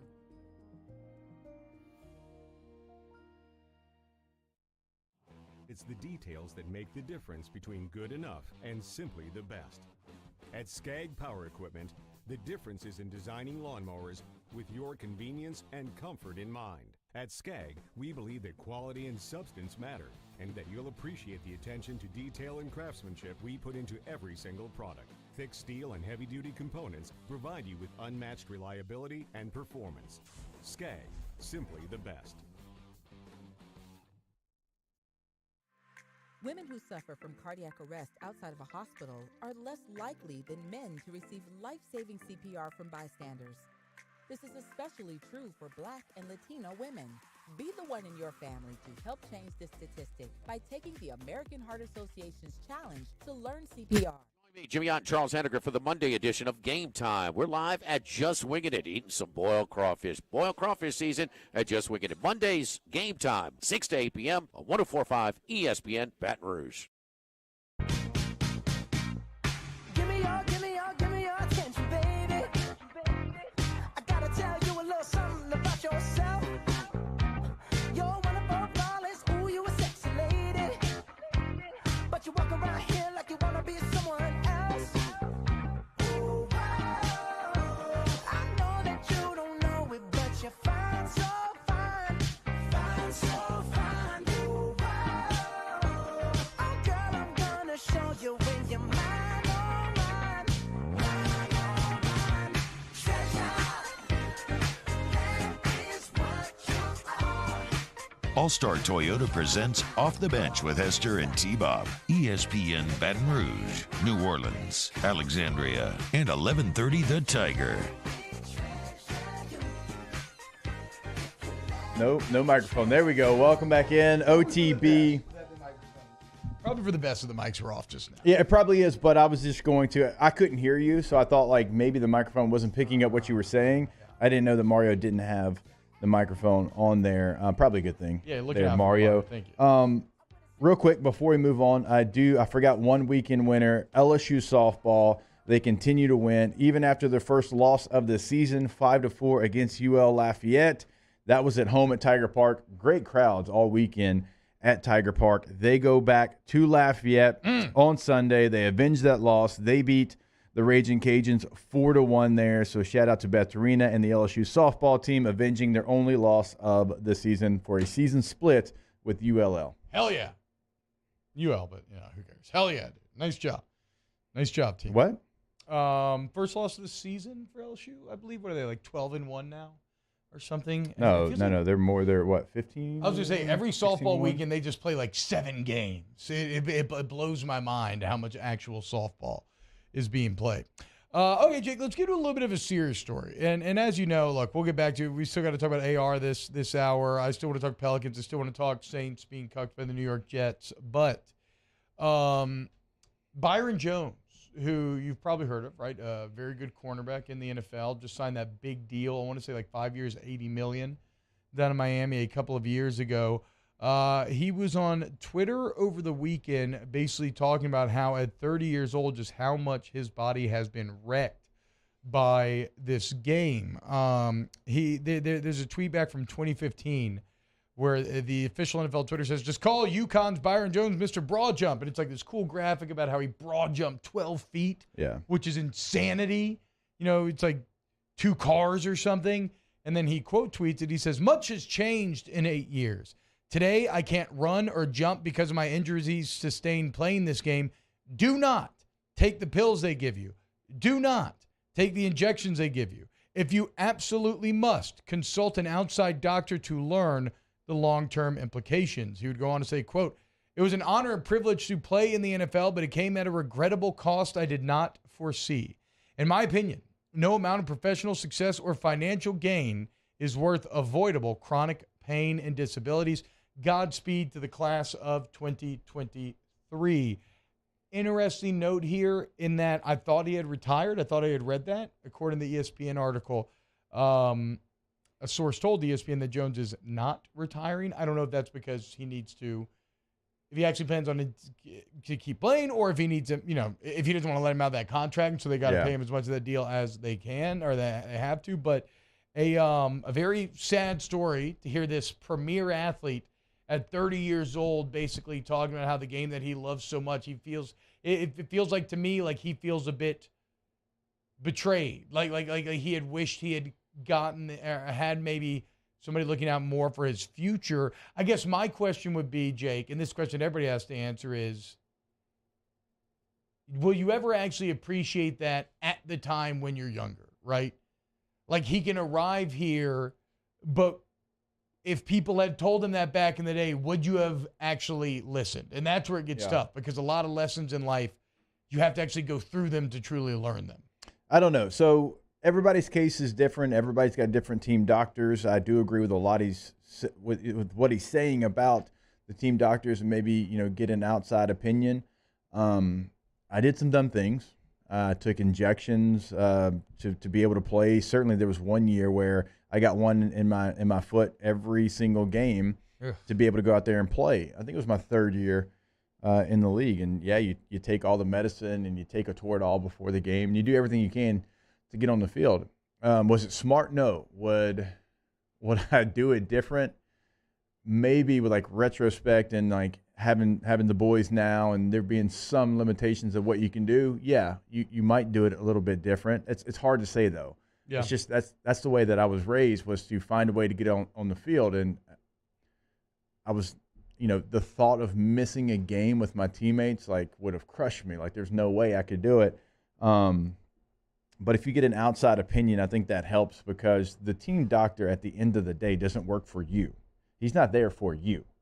He's there for the team. Yeah. He's trying to make the best possible game day lineup he can for the team. He does not have your best interest at heart. At least in my case. Look, every time I get on this, I get messages from different people.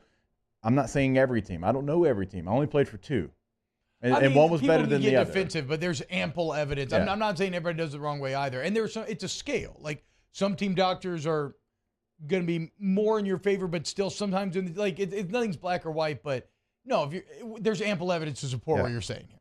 Right. So my point is they're trying to do what they can for the team because the team pays them. You do not pay them. Yeah. Okay. So you have to know that. That's not something I even really thought about when I was going through. I'm just whatever you got to do. We got to get out there because I am not going to get cut. Right. Can't make the club in the tub. Right. How many times have you heard that? Right. And so. Actually, never heard that, but that's great. That's true. That's very true. Can't make it in the cold tub or the hot tub. Right. So this is always a tough conversation. You're talking about an elite athlete that probably did everything he could to get on the field. You take the medicine, you get the injections, you do every different thing you can. So I just think if there's somebody how they've helped with concussions, because concussion protocol when I was playing was awful. Yeah. There was none. It's you get knocked out, you call a timeout, you shake it off, and you get back in there, right? Well, now they have somebody that buzzes down. Maybe if you had, and this is going to be difficult, but look, you make too much money. So actually it's not that difficult. Have an independent opinion, somebody that helps, that's certified by the NFL, that's in every city, because look, again, billions, you're in major cities. Outside of Green Bay, you're in a major city. Yeah. So have somebody within that city that is independent, certified by the NFL, that you can immediately go to. You get your team doctor's opinion, and if you want the ability to say, no, I want to go see somebody else, you have that, and that is a service for you, because that doctor is, he's taking an oath. He's going to do the best by you because he's not getting paid to get you back on the field. And and somewhat I understand the pressures of the team doctors, because they do have the club that's kind of leaning over them with that pressure of hey, we signed this guy to an $80 million contract. Why is he missing this time? Can you not get him right? You just repaired his whatever last year. Why is he not back on the field right now? So I guess the big meta question here, the 1,000-foot view is, you have 4 boys right now. Does any of this give you concern about them playing football going forward? No, I mean, not really, because I think it's getting better. And William in the chat said, let's not pretend the information has not been out there for 20 years. It hasn't been out there for 20 years. It's not like it's been out there. Yeah, but it hasn't been it's not been out there. Known, and people have been educated on it. I don't feel like I was. Now, in the last 10. I retired in 2014, and by the end of my career is when you started to hear about it more. But 2008, when I first started, I promise you, it was never talked about in our locker rooms. It wasn't information that was out there. So it's getting better, to your point, but it hasn't been 20 years. And that's being in those meetings all the time. Yeah, look, my boys are going to play football. It's a game that changed my life. It's a game that I love. It's a game that set me up for the path that I'm on. Yep. And there's right ways and wrong ways to do it. I think if you're talking about youth football, now I only have one of my sons that plays tackle football, but if you're talking youth football, you have to make sure that you have a coach that knows what he's doing. Yeah, none of these videos where you see there's like bull in the ring crap. And look, and there was a time for that. Like we all grew up with that. That's fine. Like Oklahoma drill and we all did it, right? Okay. This one for me because I was just bigger than that. Hell, I got my scholarship to LSU based off Coach Saban watching me in Oklahoma drill. Hell yeah. Dude. Okay, like I appreciate a good Oklahoma drill. Even like you can still do that drill if you're teaching it the right way. Spring break Oklahoma drill videos are undefeated as well on the beach. But like you got to make sure youth football that you have not a slappy. Yes, because that is important. Teaching kids how to tackle and take on blocks, block themselves. Doing all that, like that is very, very important. And luckily, like my son Jackson, like he had a great set of dads that coached him in 5th and 6th grade that did a really nice job. And so like we don't have any issues with him.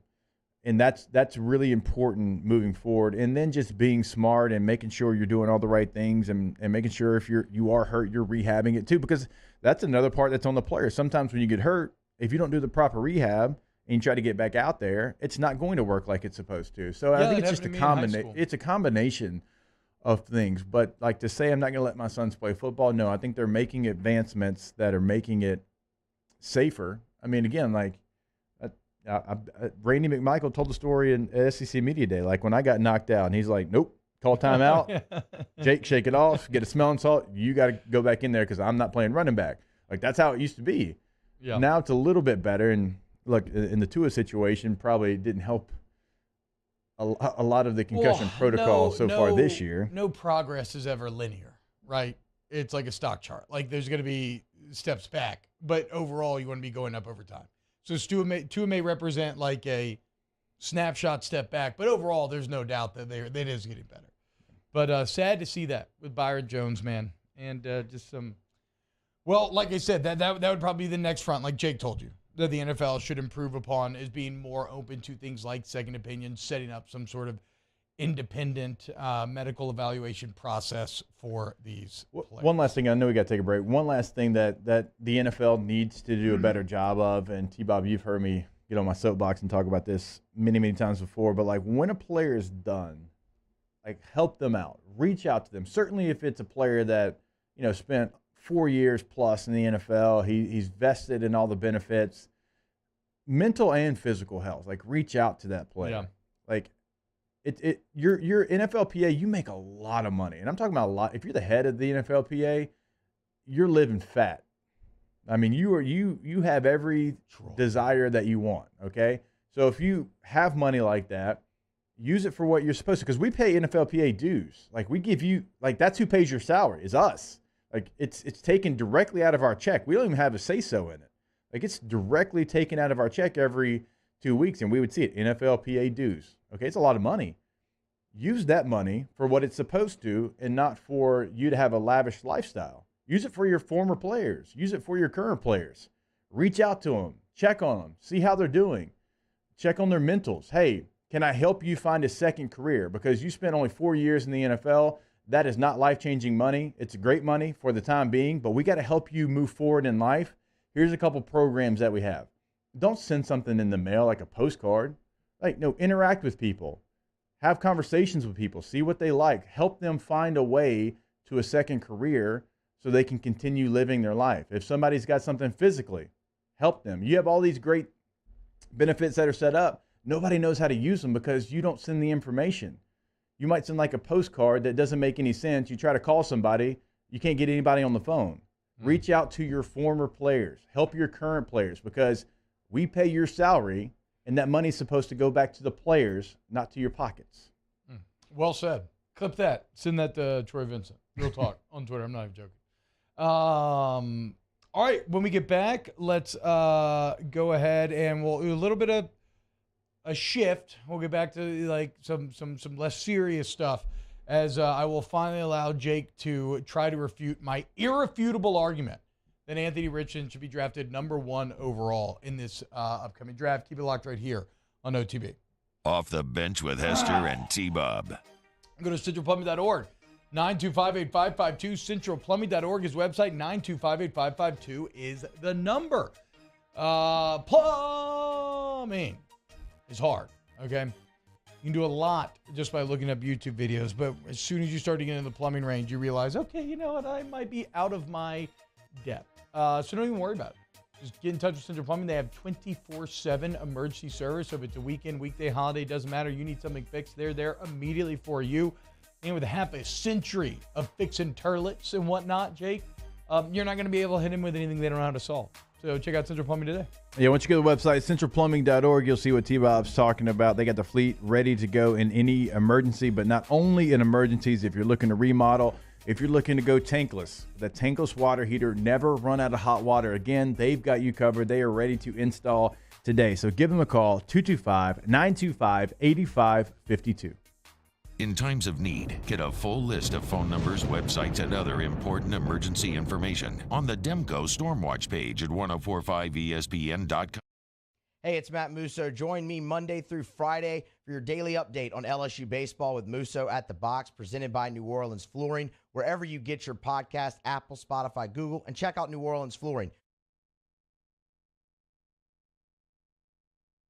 Ford has $10,000 off MSRP on select new 2022 Ford F-150 trucks. $10,000 off plus 0% financing. And all new Bayou Ford vehicles come with a 1 million mile warranty. The crew at Bayou Ford is going to do right by you. I've been doing business with Luba for 25 years. They're dependable, trustworthy. It's just the attention to detail with our clients. Our folks have years and years of experience. They're highly trained professionals, but many companies have that asset. What I'd like to think makes Luba a bit different is that we use those talents in a way that truly is dedicated to serving the needs of the folks who depend on us. Louisiana. It's a place defined by culture, by pride, by passion, by people who do more than love this place. They celebrate it, elevate it, champion it. They are the individuals who embody what makes Louisiana great. The companies that make Louisiana a better place to work and live. The nonprofits leading transformational change in our communities. Champions of Louisiana are all around us, and LWCC is proud to celebrate them because we've always been Louisiana loyal, supporting the workers, the innovators, the change agents of this great place we call home. Who are the champions around you?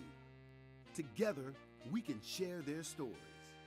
Together, we can help our home state thrive.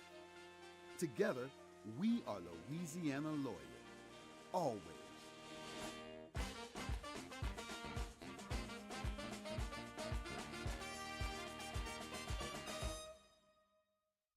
Hi, I'm Brandon Landry, founder and CEO of Walk. Hi, my name is Dr. Craig Green. This is Ryan Terrio with HUDCORoofing.com. Hey, it's Matt Moscona. No matter how big your commercial roofing job, HUDCO can help. My patients come to me because they trust that I can get the job done at a high level. Ryan Terrio and Richard Tilley have the same level of trust when it comes to roofing. If you have a roofing issue, call HUDCO Roofing. Give us a call, 364-1007, and we'll come to your house and give you a free inspection. I had to leave my parents. I had to move schools.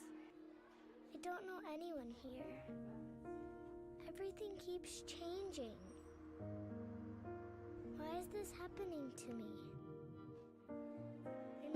Hey, son, join me Monday 1 to 3, recapping LSU baseball in Round Rock and Tigers Rebels from the Pavilion. Hunt Palmer Show 1 to 3 on weekdays. 104.5 ESPN, Baton Rouge.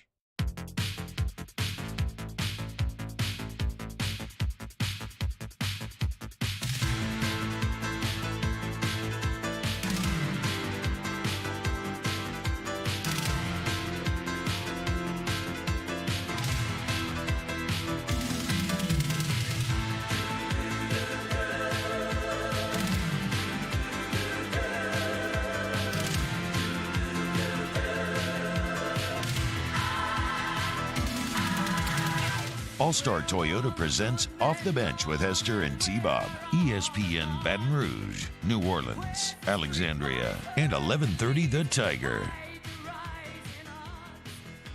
I need a hero. And there's only one player in this draft that fits the physical profile of a hero. And that's the guy who runs a 4.4, throws it 90 yards in the air. He's like 6'6", 240. That's AR-15. Anthony Richardson, the premier physical physical prospect of this NFL draft. Jake, I laid it out on Friday or Thursday last week. I think AR is actually a legitimate case. Now, I want to be honest with our listeners. This started as a bit. Okay, yeah. It did start as a bit. And I was kind of lacing sarcasm into it every now and then, like you're talking about quarterback. Who needs to throw the ball? Okay, quarterbacks are running more and more. But like a lot of things in life, you fake it until you make it. Yeah. And somewhere along the line, I did enough debating where I'm like, no, Anthony Richardson should be the first overall pick. Like, I'm sick of drafting quarterbacks with good stats that only go bust in the NFL. I would rather bust out going against someone who is a true physical outlier. And so I'm not going to rehash all of my arguments, Jake, but I want you to join me. Say that you agree that Anthony Richardson should be the number one overall pick in the draft. I could not disagree more. What? And you knew that was coming. I can appreciate you talking yourself into it because it sounds like multiple teams are talking themselves possibly into Anthony Richardson being the number one overall pick. I watched a lot of Florida tape over the last probably 2 weeks because I wanted to see, I remember watching him probably 4 times, like a full game. Watch Florida. I watched the whole Utah game, Kentucky game, LSU game. But I'm like, I want to go back and see. And there's too many times where he's a player that disappears, is inconsistent, and there's too many flashes. Like the Utah game, and I've got the Pro Football Focus grades pulled up right now. Against Utah, he graded out 82%. Only 67% as a passer, though. Against Kentucky, he graded out overall at a 42%. Yeah. Only 44% as a passer. And what about a runner, though? Highest graded runner in the SEC last 2 years for a quarterback? Good luck doing that in the NFL. Against South Florida, he graded out 42.2% as a passer. Against South Florida, 35.8%. Okay, now Florida game against Tennessee, that's the high that you get to, that you get enamored with. You're like, he played really well. And again, they played good against Eastern Washington, but no disrespect to them. It's the FCS school. I'm not going to take that one too heavy here. But after those 2 games where he looked good against Tennessee and Eastern Washington, Missouri graded out at 59%, 49% as a passer. Against LSU, the grade's at 76%, but because of the run, because his passing grade was 58.3%. Against Georgia, 59%. Almost passing. Okay. Against Florida State to end the season, 59.5%.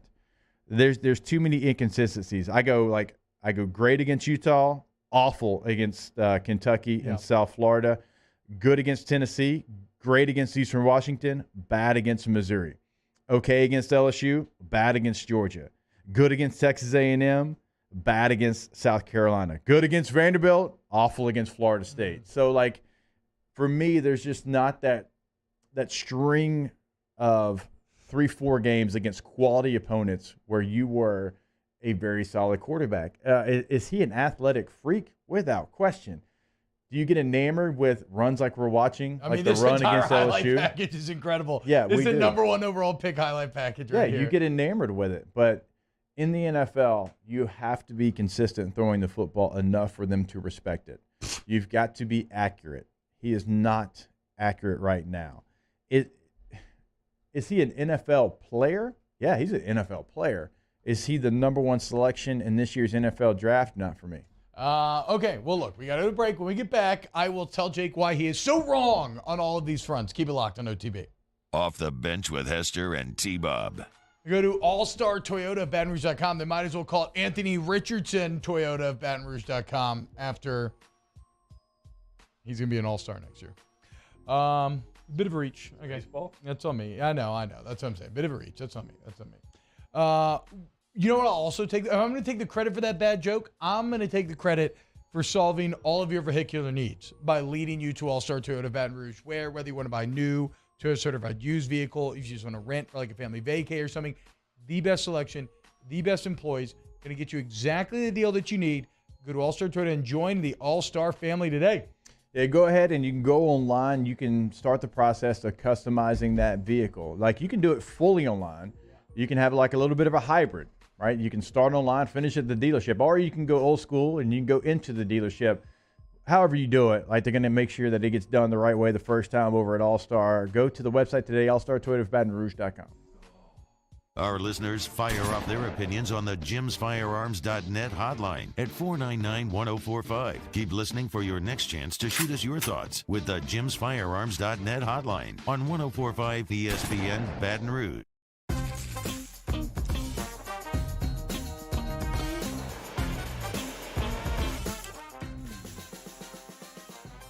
The best kept secret in town is out. Discover Tallulah at the Renaissance Hotel on Bluebonnet. I've been doing business with Luba for 25 years. They're dependable, trustworthy. It's just the attention to detail with our clients. Our folks have years and years of experience. They're highly trained professionals, but many companies have that asset. What I'd like to think makes Luba a bit different is that we use those talents in a way that truly is dedicated to serving the needs of the folks who depend on us.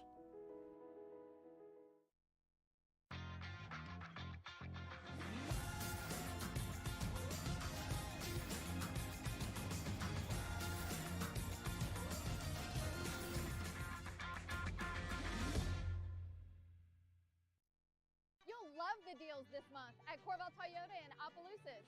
Get 3.99% financing on new 23 Highlanders, and as always, you'll never pay over MSRP. So come on down to Happy Town. That's Corval Toyota in Opelousas. Happy Town, USA.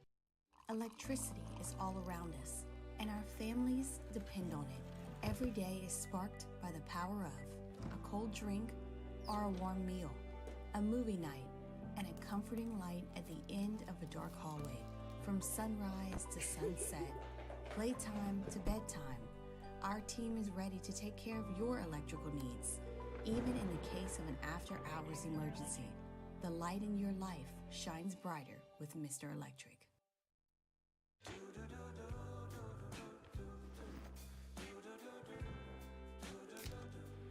I've got that blue sky.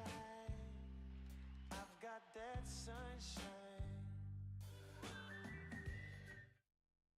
Louisiana. It's a place defined by culture, by pride, by passion, by people who do more than love this place. They celebrate it, elevate it, champion it. They are the individuals who embody what makes Louisiana great. The companies that make Louisiana a better place to work and live. The nonprofits leading transformational change in our communities. Champions of Louisiana are all around us, and LWCC is proud to celebrate them because we've always been Louisiana loyal, supporting the workers, the innovators, the change agents of this great place we call home. Who are the champions around you? Together, we can share their stories. Together, we can help our home state thrive. Together, we... Musso, join us for Monday's AFR presented by Relief Windows. Matt is back from vacation. He's recapping LSU's weekend in Round Rock. We'll preview Pell's Magic. Monday's AFR 3 to 6, 104.5 ESPN Baton Rouge.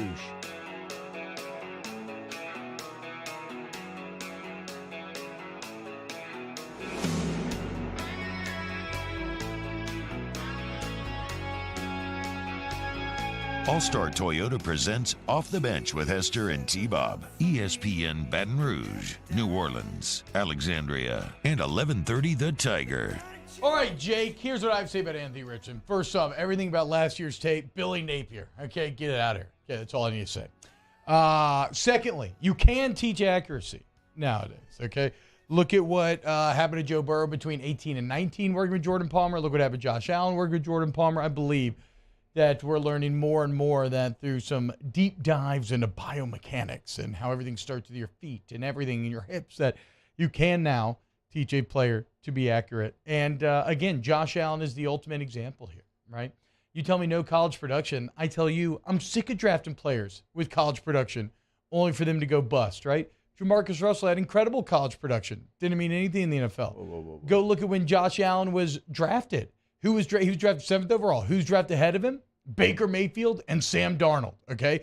They both had incredible college production compared to Josh Allen had. You know what Josh Allen did have over them?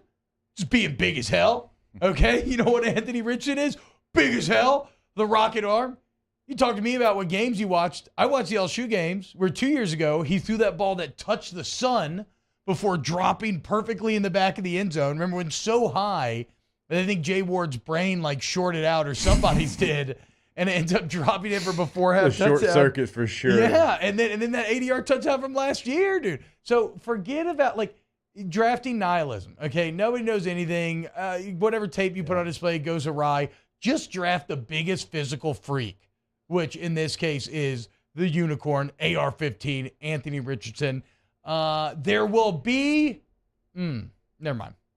I don't want to workshop it live. There is probably like a gun law joke to be made there with AR-15. Yeah, hold on. But Yeah, don't do that because that could end badly. Yeah. Okay, so if the Bears trade out of the number 1 pick and keep Justin Fields, who is a quarterback that, to your own saying there, is big as hell.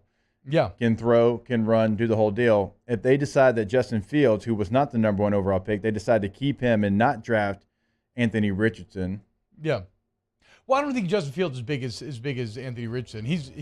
But He's actually, thicker for sure. If anything, Justin Fields, he can't throw the ball at all. He can only run. So if the Bears are sticking with him, then that just makes me feel better because I'm like, okay, Anthony Richardson. You think this man can throw it more accurate than Justin Fields? No. Off the bench with Hester and T-Bob. But he doesn't have to. You don't have to throw again, throwing the ball overrated when it comes to modern NFL quarterback play. Okay? You know who's never overrated? You know who's properly rated? AccuTemp of Baton Rouge. Go on the website for all your AC, heating, and electrical needs. AccuTemp. They are the best. They say service to the highest degree. And that ain't just lip service, folks. I mean, they mean that. And again, that's why I would say, when I say properly rated, go check out those reviews because they're going to support everything I'm telling you here. So it's time to take control of your comfort zone. Ask about the Star Club membership after you work with AccuTemp because you're going to find it so enjoyable. You're going to be like, I want them doing all my stuff from now on. AccuTemp of Baton Rouge, AccuTempBR.com. Yeah, go to that website. You can have a chat. As soon as you log on to AccuTempBR.com, you're going to have a chat pull up. Says, welcome to AccuTemp Services. How can we provide you with service to the highest degree? And that's what you're going to get. Any question you have, you can answer it right there, AccuTempBR.com.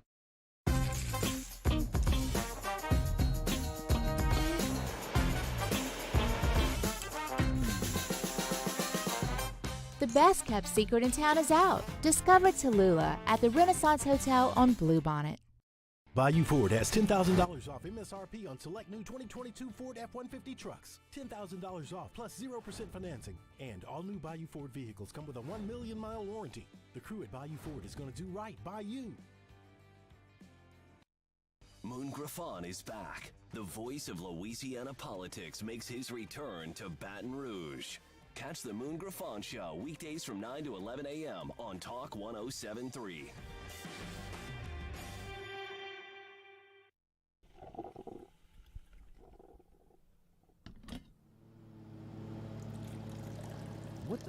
Is that a skag? You've got to be kidding me. Look at those stripes. Oh, and that comfy seat. It's like he's riding on a cloud. We get it, Gary. Your stripes look perfect. The moment you know you want a skag. Skag. Simply the best. Women who suffer from cardiac arrest outside of a hospital are less likely than men to receive life-saving CPR from bystanders. This is especially true for Black and Latino women. Be the one in your family to help change this statistic by taking the American Heart Association's challenge to learn CPR. Be the beat for someone you love. You can make a difference when it matters most. Go to heart.org today to take the CPR challenge and save lives.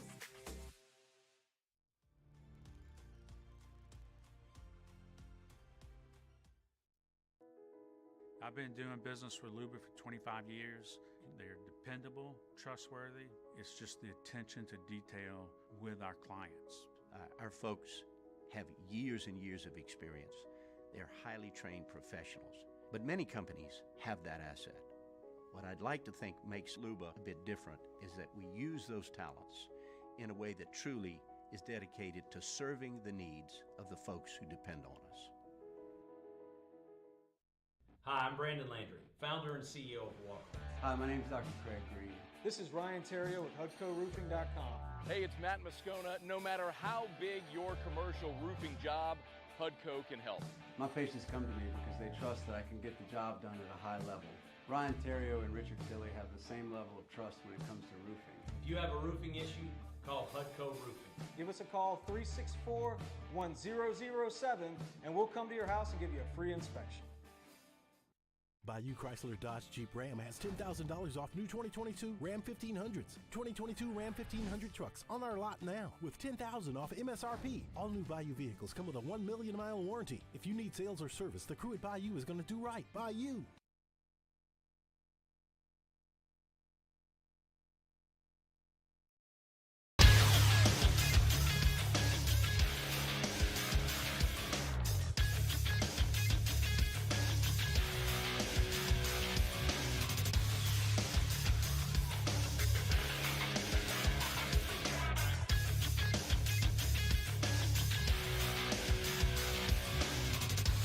Good morning, everybody.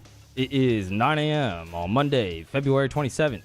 Your government taco forecast in Baton Rouge. Expect cloudy skies with a high of 79.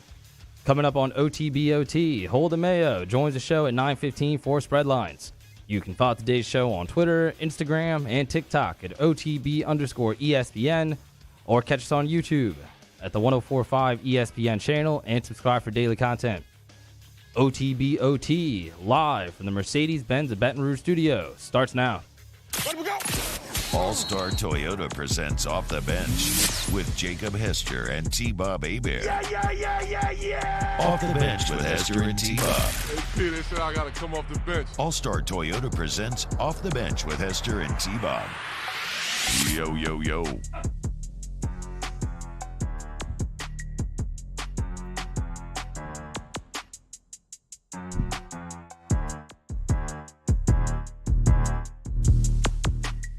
Yeah, what's up? Welcome back. OTB, hour number 3. All right, couple things to get to this hour on the docket. I do want to talk a bit about the Pelicans. I want to talk a bit about the Saints as well. Horribly planned by me. The two New Orleans topics come up literally the second we're off in New Orleans. Hand up, that's on me. Daniel put them up on YouTube on our LSU or on our Saints channel, so you can go check that out, what we're about to talk about. First off, Jake, glad, in case you missed it at the end of last hour, we closed out the hour debating Anthony Richardson. Great to see Jake come over to my side and agree that he should be number 1 pick overall. Secondly, no, he did not. You didn't? No, I wasn't listening. No, he did not. I just assumed you did because of the irrefutable, overwhelming correctness of my rhetoric. Oh, yeah. But it's supposed not. Also, I should stop using AR-15. I forgot that he wants to distance himself from that nickname. Understandably, I get it, and whatever. So I'll stop saying that. John Joliffe in the chat, way at the beginning of the show, said, was at Madison Square Garden for the Pelicans game on Saturday night. New York City is a basketball town. Smoothie King Center cannot even light a match compared to Madison Square Garden. That's not saying much, as Smoothie King Center is like a young infant learning how to walk. And sure, we're proud parents, as it's taking them a bit longer, but they're doing some, they're starting to get it. Madison Square Garden is a prodigy, right? It's a legend in its own right. But I am using this as a way to set up the Pelicans and what the hell is going on with the New Orleans Pelicans right now, as it doesn't really make any sense. They get absolutely dominated by the New York Knicks. We mentioned how these final 23 games are going to be so important to the future of the franchise. Easiest schedule in the NBA over these final 22. They come out and look horrible in both games. And what it's led to now is just kind of reading through Twitter, there are some shocking numbers in terms of the differences, because you're like, okay, well, you didn't have Zion at the end last year, so what's the problem with not having him at the end this year? And I don't exactly know, but there's one thing that I'm reminded of, and if you look at the four people I'm talking about, CJ, BI, Jonas, and Herb, if you look at them as a lineup last year compared to this year, you know what it reminds me of more than anything? The Anthony Davis bubble stats versus Anthony Davis the rest of his career, where like in the bubble he was hitting these mid-range jumpers at an absurd amount, at an amount that he never had otherwise in his career, and blah blah blah. And then that was kind of the outlier that led to that championship that just has not come to light since. Well, in the same way, last year this group was just much better. And I guess what I'm saying is that some people say that the fall off is due to just bad shooting luck, or some of it, right? I don't know if that's all of it. And I don't even know fully how to, I don't want to go too numbers heavy, Jake, because it quickly becomes hard to follow and just kind of roll your eyes at it. But I'll say this. Mason Ginsberg pointed this out on Twitter, at Mason Ginsberg. In 21-22, with no Zion, the four that I just talked about, we're going to talk about their net rating, right, and their offensive rating. And we're going to do it from percentile standpoint, where 99% is good, 1% is bad, right? Without Zion last year, that those lineups had 587 possessions. They were in the 93rd percentile in terms of net rating, 99th percentile in terms of offensive rating. This year, without Zion, in net rating, they're the first percentile. That's not good. So they're not good first. That means they went from being in the 93rd to now the first percentile, literally the worst, and then 17th in offensive rating. So we aren't talking about small differences. We are talking about, as May said, staggering differences. Mari, do you have any opinion? Anybody? I open it up to the boys. Does anybody have any takes on how in the world this could be? Just lost in the sauce right now, man. That's 13 losses in 17 games. You expect them to come out better, at least in some areas, out of the All-Star game, but it's just bad all around, man. The rotations aren't good, in my opinion. The execution isn't really good. They're not rebounding well. They've been defending well, really, all season. Like, in terms of defensive efficiency, the Pels have been a top 10 team most of the season. But since the start of the losing streak, correlating with Zion's injury, they haven't been good on that end either. So it's just bad all around. Mistakes compound. Bad offense leads to bad defense. Like, the Pelicans are getting killed in transition right now because their offense is really inefficient. So the opposition's always taking the ball from on top of the rim instead of from having to take it from under the net. So it's just bad all around. And they got a huge game against Orlando tonight. You would think Orlando's a winnable game, but this is a team that already beat you by double digits. They got a lot of stuff they need to figure out. Like, it's not just one thing.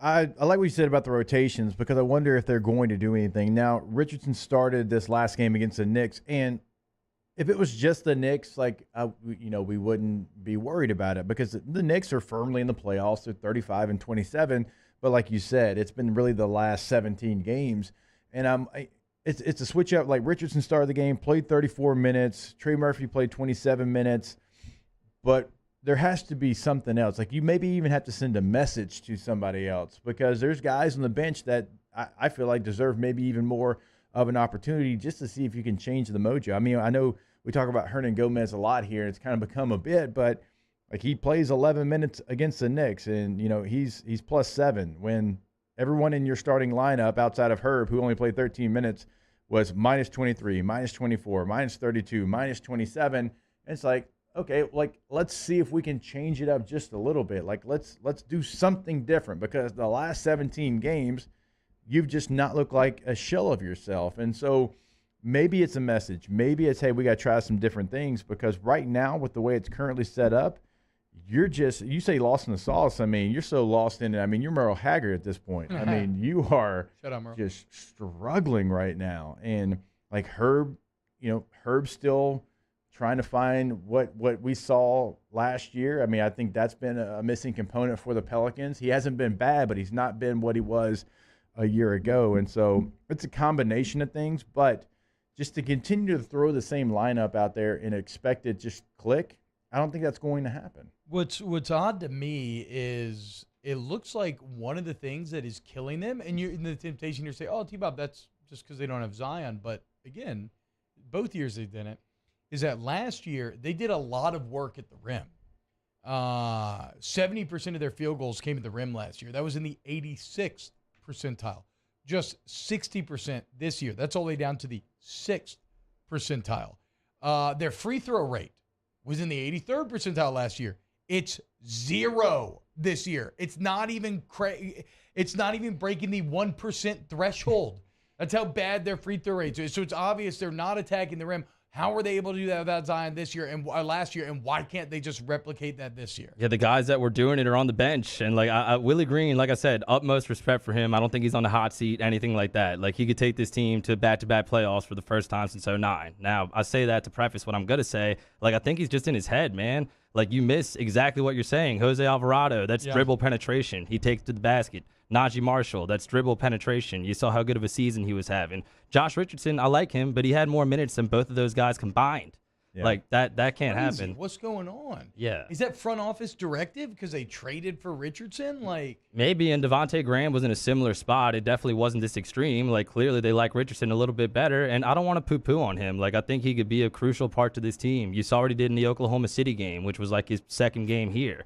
But the skill set that the guys that are on the bench right now have, the Pelicans are missing that. Like they need Jose, they need Najee Marshall. I wouldn't mind seeing Kyra Lewis. He played 4 minutes last night. How is Dyson Daniels only playing 4 minutes in garbage time? He was having a really good season up to this point. Yeah. So the rotations just make absolutely no sense. And I'm just a guy talking to a microphone. Willie Green's the head coach, but it really seems like he's just in his head and overthinking things a little bit. But to your point, Mario, when you mentioned Daniels, I mean, he's plus 10 in his short time on the court. I know it was very limited, but Kyra Lewis plus 10. I mentioned Hernan Gomez plus 7. And so you do have guys that when they've been put out there, at least more efficient. So give them a little bit more of an extended run just to see what they can do. I mean, you saw in the highlight there, you saw Hernan Gomez knock down to 3. Like whatever it is, like you have to change it up. And if you have guys on the bench, to Mario's point, that have an available skill set that you're missing, why not roll it out there just to see what it can do for you? Because right now, if you currently continue to play this way with this lineup, you're going to miss the playoffs. And Jackson Hayes, not in the rotation. How critical was he at the end of the season last year? Kyra Lewis, a lottery pick, and you're keeping him on the end of the bench like he was a second-round draft choice coming back from injury. Yeah, and I don't want to blame everything on Willie. Like, C.J. McCollum had 13 points on 19 shots. Brandon Ingram had 19 points on 22 shots. Those guys probably need to do a better job of facilitating and knowing what to do when their shot's not going. Well, but again, the rotations do need to be better. So I did an awful job of setting it up, right? But basically that's what I was trying to say is last year, those guys were almost an outlier at how good they were at their mid-range jumper. In fact, it was the 99th percentile. They made 52% of those mid-range jumpers last year. They're making 44% this year. But again, that is kind of what you like. So the scary thing becomes then, was last year the outlier? Because statistically, it is more of an outlier than where they're at this year. And so it's like, okay, is that even replicable? One way to do it is to attack the basket more, bottom line. And everything will get better after that. But we'll see, man. Huge game against the Magic tonight. Listen to the Flock Up podcast hosted by Mario Jerez. Coming up, we got spread lines with our guy Hold the Mayo. And then right after that, we'll talk a little Saints as they're in a sad spot of being subservient to the New York Jets. Very, very sad times. Keep it locked right here on actually, before we break. Hey, I do want to remind you to go play some DraftKings. Okay, if you have not downloaded the DraftKings Sportsbook app, and you want to be a part of the NBA action, right? Official sports betting partner of the NBA. Download DraftKings Sportsbook using promo code Baton Rouge. And if you're a new customer, you place a $5 pregame, not live betting, $5 pregame money line bet, and you get $150 in free bets if your team wins.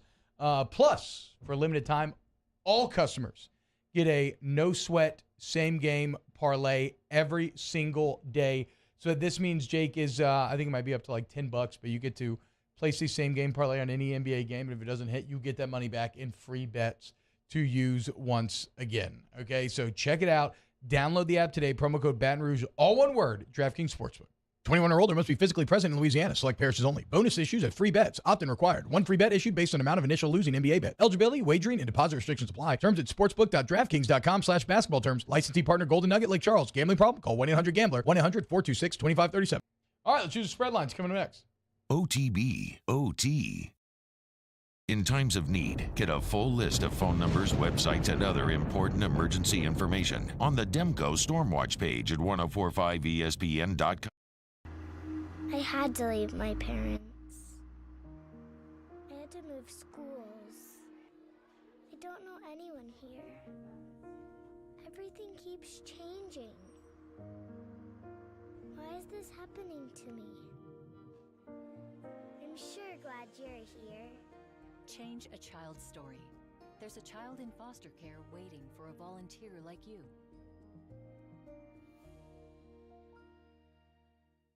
Follow us on Twitter at 1045ESPN to cast your vote in the Citizens Bank and Trust Poll of the Day. Vote daily inside Off the Bench, anytime. Hunt Palmer. And after further review, Citizens Bank and Trust brings you the Poll of the Day via Twitter at 1045ESPN. There it is, the extra mile. On the border of expected and extraordinary for those willing to go further, like vans customized for work or play, with safety and tech to keep you connected, supported by a 5-star sales, service, and finance team, and backed by the 1-star you know. So go the extra mile. It's never crowded because so few have what it takes to go there. Mercedes-Benz Vans. Louisiana. It's a place defined by culture, by pride, by passion, by people who do more than love this place. They celebrate it, elevate it, champion it. They are the individuals who embody what makes Louisiana great. The companies that make Louisiana a better place to work and live. The nonprofits leading transformational change in our communities. Champions of Louisiana are all around us. And LWCC is proud to celebrate them because we've always been Louisiana loyal, supporting the workers, the innovators, the change agents of this great place we call home. Who are the champions around you? Together, we can share their stories. Together, we can help our home state thrive. Together, we are Louisiana loyal. Always.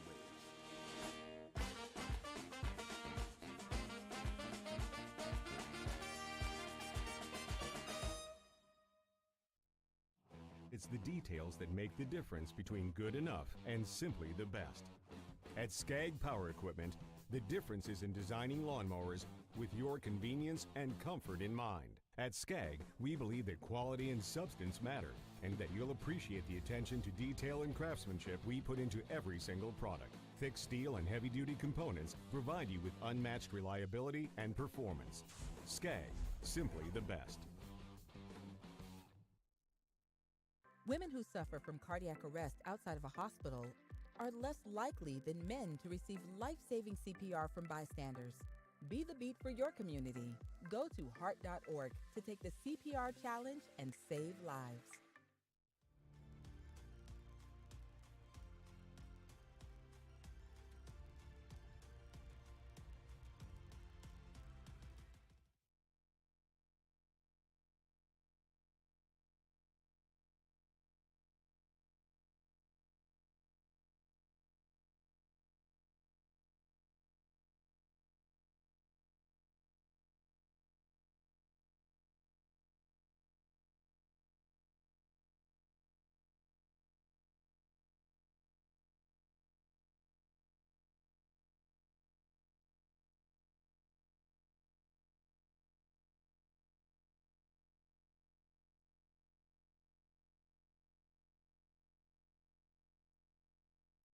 Jimmy Ott and Charles Henniger for the Monday edition of Game Time. We're live at Just Winging It, eating some boiled crawfish. Boiled crawfish season at Just Winging It. Mondays, Game Time, 6 to 8 p.m. on 104.5 ESPN Baton Rouge.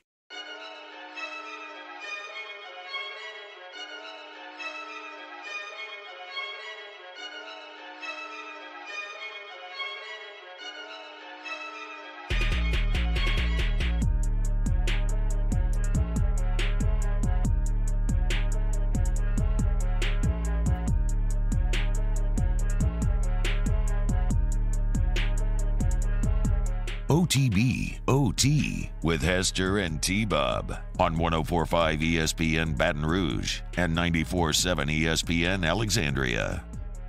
What? Yes, I twisted a word, or no, I did not twist a word. Mario, you just said that LeBron has nothing to do with the Lakers' success. That's not what I said. What did I you say? said they're playing really well, and you said, oh, LeBron, and I said that's not even why. That's the crazy thing. Obviously, he's playing a large part, but in my opinion, what's making the difference is their role players. Vanderbilt, big last night. They're winning. The Pelicans are losing. This is bad. You're right. Vanderbilt, more than LeBron. Jason Kidd did say after the game, he said we had no answer for Vanderbilt. Hey. Not LeBron. You know, well, they should have called up Matt McMahon, okay? 'Cause he beat that Vanderbilt ass just a few days ago. Only to get ass kicked by an Ole Miss team that had fired their coach less than 36 hours before. That's fine. Let's go to our guy. Hold the Mayo. We talk to him every Monday for some spread lines. Right about DraftKings. What's up, What's up, Dev? What's going on, man? Yo, what's up? Let's rank. Dude, can we rank the cards? Because, I mean, obviously Pokemon is number one. But you know that, like, Danny was playing Yu-Gi-Oh! Oh, yeah. And stuff like that. Yeah, for sure. Yu-Gi-Oh! Would be me. Like, in terms of games that I actually played, Yu-Gi-Oh! Was number one. Like, those are the first card tournaments I ever went to. I remember spending the night at one kid's house just because he had a sick Yu-Gi-Oh! Collection that I could bum some off of him. I went to the mat for Yu-Gi-Oh! I only collected Pokemon. I never seriously played. Right. Yeah, I never, because of what you said off the air, because the Pokemon Game Boy games came out, and that was just way tighter than playing actual Pokemon. Sneaky, incredible game. The Game Boy Pokemon trading card game. It was an RPG where you would like open up card packs and build your deck within the game. It was, to my memory, awesome back in the day. But my top CCGs of all time, I'd go CCGs? Competitive card games. Hearthstone first for me, which is on the computer, but that's one I played for about 5 years straight. Hearthstone, Yu-Gi-Oh, Magic, then Pokemon, in terms of what I've actually played. Wasn't expecting that to be the list. I would have said, even though I didn't even play the card game with Pokemon, I'd say cards, Pokemon, Dragon Ball Z, bro. Oh. Dragon Ball Z. Like, that was hot for a while there. And then, of course, Digimon. Can't forget about Digimon. Okay, that's right. What are y'all talking about? Digimon is like, Jake, it's like great value Pokemon, essentially. Yeah. Did y'all not play outside until the street light came on? No. I was playing outside. We were in canoes in the canal with the Pokemon Okay, cards. so I can get behind that, Dev, but... No, I used to try to avoid outside. That's why I loved rainy days so much, because I could sit and try to play video games all day. Like, I was just telling the story off air. When I got Pokemon Blue version from my mom's back in the day, she surprised me with it, and I was like, it was one of the best days of my life. I remember it all so vividly. But I got home from school that day, and she was trying to make me go play outside. So I was like, all right, I'm going. And then I went and I locked myself in a broom closet with a flashlight so I could keep playing. And so the whole time my mom thought I was outside. Joke's on you. I'm into this closet. Catching, I just got my Squirtle into a war turtle. Let's ride. Right. Hey, There's a lot of roaming around grass on those Pokemon games, just getting Diglett all the time. Hell You yeah. know, it's just a lot of waste of time, too. But in that cave, once you get Doug Trio, I mean, you're talking about getting a level 30 to 33 boy that's ready to fight for you immediately. Also, catch a Magikarp, put him in your starter, and then take him out every fight, level him up to a Gyarados, benefit. Okay? Jacob, you never had a Charizard? I had a Mike Allstott card. Okay. It's pretty much like Charizard. It's like the same thing, pretty much. I had a sick, I have a very sick, still to this day, I believe, somewhere, Mike Allstott holographic rookie Purdue card of him in like a Purdue uniform with his big neck roll on it. Looks so Yeah, he didn't have a neck roll in this Bad this bobblehead. Well, he doesn't even have shoulder pads on, it doesn't look like. I know, but he should have a neck roll. Like the train's cool. Dude, I love the train. Mike Allstott took over the world as the fullback, man. It's crazy, bro. Yeah. It really was. All right. The impact he had. How many career touchdowns did Mike Allstott have? Both you take a guess. 132. I'd say 102. Man, no, he had 71. Oh, my bad. Wow. I think he was punching I think rushing. I don't know how many he had receiving, but I'm going to say not that many. 71's a lot. Yeah, I know. What I'm going to say, though, is no, fullback fire? That's of like my 8 career touchdowns, I think 6 of them came on fullback fire. That's fair. And Mike Allstott probably has like 6 or 8 added on more as well. But, if I'm at the should have been on a Madden cover, no doubt. I mean, I can't believe that didn't happen. I mean, he did kind of take over there for a short period of time, but he did take over. All right. We got some spread lines to get into, Dev. We've all been, thoughts and prayers to Danny Cardenas. Jake Paul loses. He's been real in his feels today. He won't talk to any of us about it. He's just kind of mad at us that we keep bringing it up. But what happens next now for Jake Paul? Everybody's saying the mystique is gone. I don't know if I see it because, the people who are watching it, I don't really think cared about Jake Paul being undefeated. What's your take? Yeah, it's weird to be watching it and you thinking about it. It's like 5 years ago, if you told me that I would be watching a YouTuber versus some dude's brother, and I was so invested, because really, dude, what's next for Jake Paul? I don't know because, I know Tyson Fury. I never knew who Tommy Fury was until Jake Paul fought him. So, if you got to go down in opponent from here, who are you going to fight? Nobody knows. He definitely got exposed in the boxing ring. Night, sure. It's not like it was that close. It wasn't that close. He just got exposed the whole time, pretty much. Do you think they do a rematch? Do you care, or what do you think the mystique is gone now? Will Jake still generate the same heat now that he no longer can talk about being undefeated? I think he should maybe get in an octagon or something. I don't know. It's so weird, dude. And I almost feel bad because he did such a good job marketing himself. I'm not saying it's over or anything, but man, what a good job marketing himself is who's Jake Paul going to fight next? Who's he going to fight next? He keeps beating. And now it's okay, you lost to Tommy Fury, I don't know what you do next, man. But he's a smart guy, figure it out. A couple of birthdays here. Steve Irwin would have turned 61. Ric Flair turned 74. How about Steve Irwin, man? Dude, how about Steve Irwin? Dude, I watched a video on Steve Irwin probably 2 weeks ago on YouTube, and it was him catching the 10 most venomous snakes. And he was just rolling up to people's residential houses, climbing under their house, finding the snake, grabbing 2 at a time, laughing. I'm like, man, we'll never see another guy like this. It's like Billy Mays, you'll never see another guy like Billy Mays. You never see another guy like Steve Irwin, man. Happy birthday, happy heavenly birthday to Steve Irwin. And again, just the incredible irony. It was a freaking stingray that did him in, right? A creature that little kids are allowed to swim with when you go to a resort I've or done something. It before, yeah. Screw you, stingrays. We should murder 1,000 stingrays a year just to teach them a lesson about what they did to Steve Irwin. Okay, dude. But before that happened, nobody had a worry in the world about a stingray. Never. After that, man, I don't even want to look at a stingray. That's what I'm saying. Screw him. F him. Kill 1,000 a year as tribute.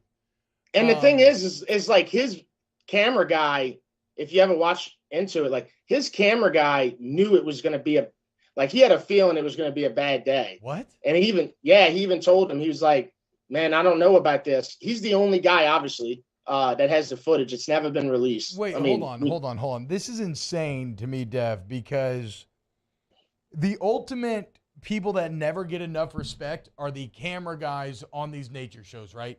Because they're in the water too. They're face to face with the beast as well, but they get none of the glory. And so what you're telling me is that he would be best positioned. So he had a bad feeling about what was going to happen that day. Yeah, he had a disposition about what was going to happen, and And dude, props to him. He's never released the footage. Wow. And that's good. I mean, especially in the day and age where everything is released. Like, dude, we've never seen that footage. We don't need to see it. No. But yeah, man, Steve Irwin, that was during the time where like people were watching TV, like for sure, like watching stuff like Emerald, and there was just certain local TV celebs, and worldwide, Steve Irwin was like one of the biggest, man. I agree. Now, a birthday that we can celebrate, Ric Flair turning 74. Woo! How about the Nature Boy, bro? Still drinking his tail off too, man. I don't know how he does it. Guy almost died years ago from just straight liquor, and he's still drinking, man. Like, dude, the stories about Ric Flair, man. I mean, it's special. Trailer Park Boys? Anybody in here? Ric Flair's got some real Mr. Leahy energy with how much he loves the liquor. Was that the trailer park? The guy that ran the trailer park? Yes. Yeah. And they were like, oh, no, Mr. Leahy's back on the liquor. Yes, Mr. Leahy and his assistant, Mario, a.k.a. Randy Babandy, who just eats entirely too many cheeseburgers. I like more the Ashley Schaefer from Eastbound and Down, Ric Flair. Okay, yeah, absolutely. Ashley Schaefer being woo! Yeah. The only thing that made me mad about the Ashley Schaefer character is it led to me and my friends just hitting each other in the nuts entirely too many times because he's like, wait, whoa, nut tap is my game. So I became in college, everybody hitting each other and then, using. Dude, that was a great cameo. It really was a great cameo. Oh, yeah. Will Ferrell killed that. He was calling Kia's fine masculine machines. Like, it was so good. Hey, so this is something that I had on the TV Saturday night, and I bet on, and my guy won me money. Shout out Willie Bevo Blackway. He told me to bet on this cat, but I was cooking during the fight, so I didn't get to watch it. But how about Brendan Allen putting it on in the main event, UFC Saturday night for Louisiana? Yeah, hey, and he was plus 900 by submission. This is, if anybody watches Brendan Allen submits everybody, dude. Like, that's what he does, He was plus 900 on submission because the guy he was facing was, like, supposed to be, like, unsubmittable. Like, how they said the Titanic was unsinkable? They did. This guy was supposed to be unsubmittable. Man, that was the quickest I ever took a plus 900 in my life, man. Brendan Allen, baby, in the main event. And then after the fight, he calls out to Dana. He's like, man, we got to go to New Orleans. Me, Poirier, what's your boy's name? Jacob, the other dude from Louisiana. Come on, Matt. Matt Schnell. Yeah. All these guys on a card in New Orleans for UFC. Where would UFC be in New Orleans? Smoothie King Center? Yeah. Yeah, right? Yeah. Sure. If not I hate to say it, but I had great times there. But if not the UNO, Lakefront Arena, dude. I saw fights in the Lakefront Arena, and it was awesome. Great, very fun venue. Easy to get to. Great parking situation. Don't get it twisted. I think UFC is probably going to want to go bigger, but I love. I watched Regis Prograis fight at Lakefront Arena. It was incredible. Yeah. Oh, yeah, he's had some big dubs there. And then first time I ever saw The Undertaker was at the UNO Lakefront. I'll never forget it because I was scared to death of The Undertaker. I would tell my stepdad who brought me, I'd tell him, like, when his dong hit and the lights went out, I was like, all right, dude, I got to go to the bathroom. Because I couldn't watch it. It was so scary. How about Dame Lillard last night, though? Hey, is Dame Lillard the greatest basketball player ever past 9 o'clock? It's a good question. I mean, right? Playing in Portland. Yeah, nobody ever sees it. You're right. It's like Pac-12 after dark. There's Dame Lillard after dark. Dame after dark. Like you wake up and, Dame Lillard scored 71. Dude, I was sleeping, but it's just impressive. Very impressive. That's what they should market instead of Dame time, dad time. Dame after dark. Do you ever think there was a situation where the Pels, and I'm not mad or nothing about CJ, but do you ever think there's a situation where the Pels could have got Dame Lillard instead? And wow, we'd be so much better off. You'd have to given up something. Yeah, I don't know, right? I mean, yeah, exactly. Giving up Zion or something at that point, which maybe not even Zion, but something significant for sure. Yeah. Is Zion gonna play this year, bro? No. We got 22 games left. Probably not. If we're just going by the Pelicans' own injury timeline that's kind of been laid out there, I mean, what is it, like 8 or 9 games, Mario, when we mapped it out that he could maybe be available for? We could all say yes or no, but I don't think anybody knows, including the Pelicans, including Zion. Well, so fair, right? But if we're like just using history as an indicator of future events, then you actually say no, Fair. which is the depressing part. Yeah, hamstring injury is no joke, man. It's not even exclusive to Zion. We've seen other players struggle from this, and it cost them whole seasons. What other, I'm sorry. Hey, I got to ask just because, man, I'm bugged right now. What other players? Devin Booker, remember, got hurt against the Pelicans in the playoffs, came back this season. They brought him back a little too early, and then he missed several months. He's back playing now and playing well. But okay. Chris Paul is last year with the Rockets. That kind of ruined it for him. The problem is, though, for these players, it's the exception rather than the rule. Yep. That's the issue with Zion. Not that just the hamstring, but just I'm just saying, being injured is the rule with Zion. Yeah, it's just coming back from this specific injury. Like, yeah, if you're going by the history, it doesn't look good, but it happened in January. Is this going to keep him off through April, keep him out through April, the entire playoffs? We'll see. Hamstrings they're a fickle thing. I understand that. And we're talking about a player that's explosive as maybe any out there. I understand that, but I've seen a lot of explosive players in the NFL, different sport, obviously, come back pretty quick from a hamstring, though. Yeah. How many times have you seen the hamstring created, T, where they get the TheraBand and they tape it around your thigh, tape it around your knee, and it's like your fake hamstring? But also, dude, I think the key's oh my bad. I think the key is Zion's got to develop some type of jumper, right? Even if it's like a mid-range or whatever, to keep him from being a freak the whole game. You know what I'm saying? Like, that's the only other thing we can look at this point, man, because if he just comes back and starts – because he is the greatest player on the court when he's there, but if he just starts playing like a freak again, I mean, he's probably just going to get hurt again. And I'm saying that as somebody that was super patient about all this, you know? We've all been very patient. This is the first injury I've been like, maybe it's never actually going to happen. Dev, last one here. How does it make you feel as a Saints fan that it looks like right now that Derek Carr is waiting on the New York Jets, who are waiting on Aaron Rodgers? Basically, Derek Carr is saying he's kind of more into the Jets than the New Orleans Saints, and you are beholden to what the Jets do before you can decide whether or not you get your quarterback. Look, much respect to Derek Carr, solid quarterback. I've never seen anything on Derek Carr that's exciting in my life. So if he's not excited about being with the Saints, hey, more power to him, bro. Go play for the Jets. That's worked out tragically for everybody that's ever played quarterback there the last, I don't even know how many years. The best Jets quarterback that I remember was Vinny Testaverde. Yes, and Chad Pennington. Shout out Chad Pennington. Shout out. That AFC Championship year, though, Vinny Testaverde was incredible. It was like the end of his career, like year 16, and he randomly just balled out that year. Well, and he had Wayne Corbett, he had Keyshawn Johnson, he had Curtis Martin. There was a lot going on there. But, I mean, look, if you want to go play for the Jets, is that the world we live in, 2023? I want to go play for the Jets. Go play for the Jets, dude. Well, the sad part is the Jets are probably actually projecting. Yeah, they got a great – they got the offensive and defensive rookies of the year, number 2 defense in the NFL. Like, they actually are a better landing spot. And I hate to say it, man, but I'm with the Anthony Richardson hype, man. I just am. Yeah, he's not going to go to the Saints because he's going to get drafted before. I think the Panthers are going to take him at 9. I think he's going in the top 10. I think he's going to blow people's mind at the combine, obviously. I mean, Big Tony, Jake, when you going to come over, baby? I never will. I mean, it's fine. Hey. Look, that's what we do. We have our opinions. We have our takes. Yeah. Forget about it. And the Saints quarterback situation, it's going to come down to 3 names at this point, I think. Obviously, Andy Dalton. Jameis Winston is still there. Jameis Winston's still there. Dennis Allen's punk, though. And you know who number 3 is, baby. And you know that I've been kind of speaking this into existence for a long time. God, here. And I know everybody's. I know. Baker Mayfield. Just put the team around him, baby. Just put the team around him, and let's see. He's 26 years old, man. Let's roll, bro. Baker Mayfield. Sure. Let's Whatever. go. Let's go. Let's ride. Let's ride.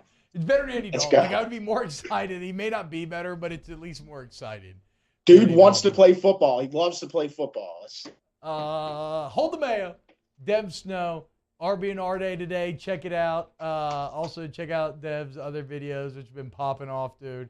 The Blue Bayou one was hilarious. Don't let a few trolls get you down. Shout out Dev. Hold the mayo. You take it easy, man.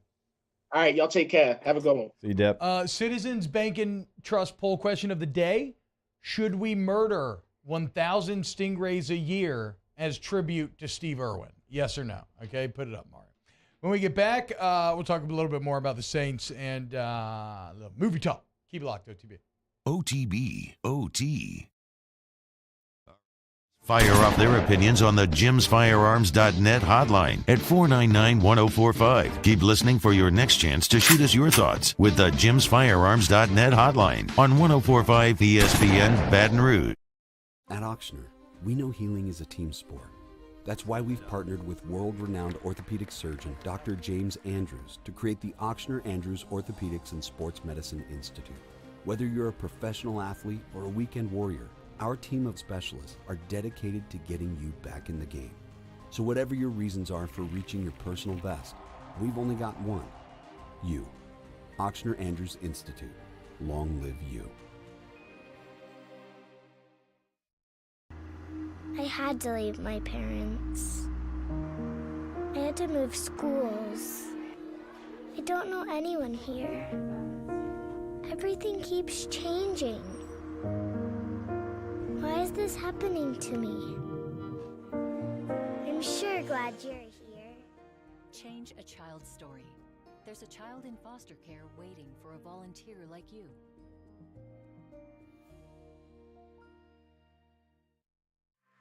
Women who suffer from cardiac arrest outside of a hospital are less likely than men to receive life-saving CPR from bystanders.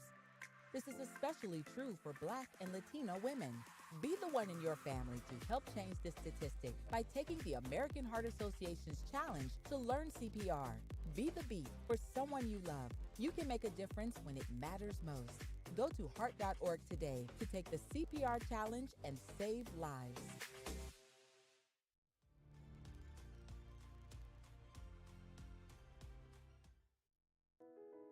I've been doing business with Luba for 25 years. They're dependable, trustworthy. It's just the attention to detail with our clients. Our folks have years and years of experience. They're highly trained professionals. But many companies have that asset. What I'd like to think makes Luba a bit different is that we use those talents in a way that truly is dedicated to serving the needs of the folks who depend on us. Hi, I'm Brandon Landry, founder and CEO of Walker. Hi, my name is Dr. Craig Green. This is Ryan Terrio with HUDCORoofing.com. Hey, it's Matt Moscona. No matter how big your commercial roofing job, HUDCO can help. My patients come to me because they trust that I can get the job done at a high level. Ryan Terrio and Richard Tilley have the same level of trust when it comes to roofing. If you have a roofing issue, call HUDCO Roofing. Give us a call, 364-1007, and we'll come to your house and give you a free inspection. What a good day to finally be out of the office. Is that this? A Skag mower. Okay, living the good life I see. Not gonna lie, I'm a little jealous. It's just like driving a throne. It's gorgeous. A beautiful piece of machinery right there. The moment you know you want a Skag. Skag. Simply the best.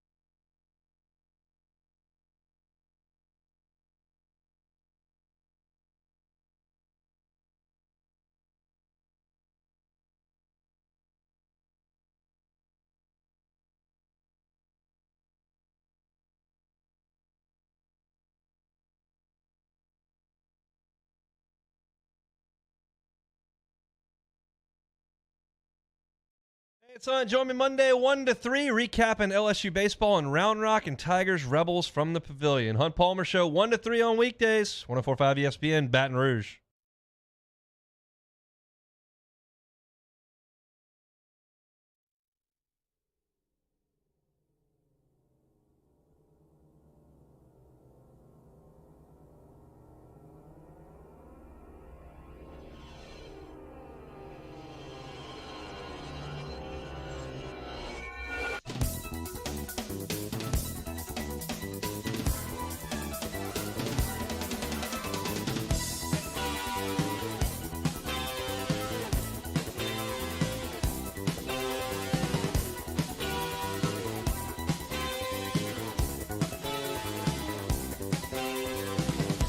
OTB OT with Hester and T-Bob on 104.5 ESPN Baton Rouge and 94.7 ESPN Alexandria.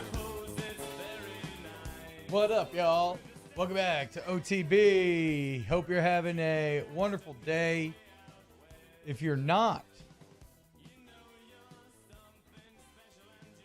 feeling well today, you want to head to Patient Plus Urgent Care, patientplusuc.com. Remember, folks, all your occupational medicine needs, you want to go to Patient Plus. Also, the Holy Fest is coming up. Jake, tell the people a bit about Patient Plus while I pull up this Holy Fest information that I should have had pulled up before I started talking about all this. PatientPlusUC.com. Remember, you can always schedule that appointment online. That's just another convenience that you get with Patient Plus. Walk-ins, of course, always welcome. Anywhere in the Baton Rouge area, they will have a location that's convenient for you. All right, yeah, so check it out. Holy Fest is going to be March 11th, 2 to 5 p.m.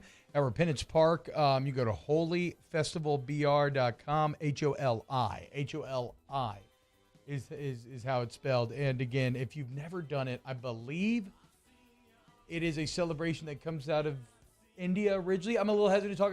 I remember doing research on it a few years ago after I went and had my mind blown because I didn't know what I was walking into, Jake. But you have these like paint pigments that like everybody like throws on each other. It doesn't say in your clothes though. Like you go covered. You end up, you look like a rainbow when you leave, but it's like a dance festival. It's a celebration of like new life and springtime. And it's just, I remember going and coming out of it and feeling very renewed.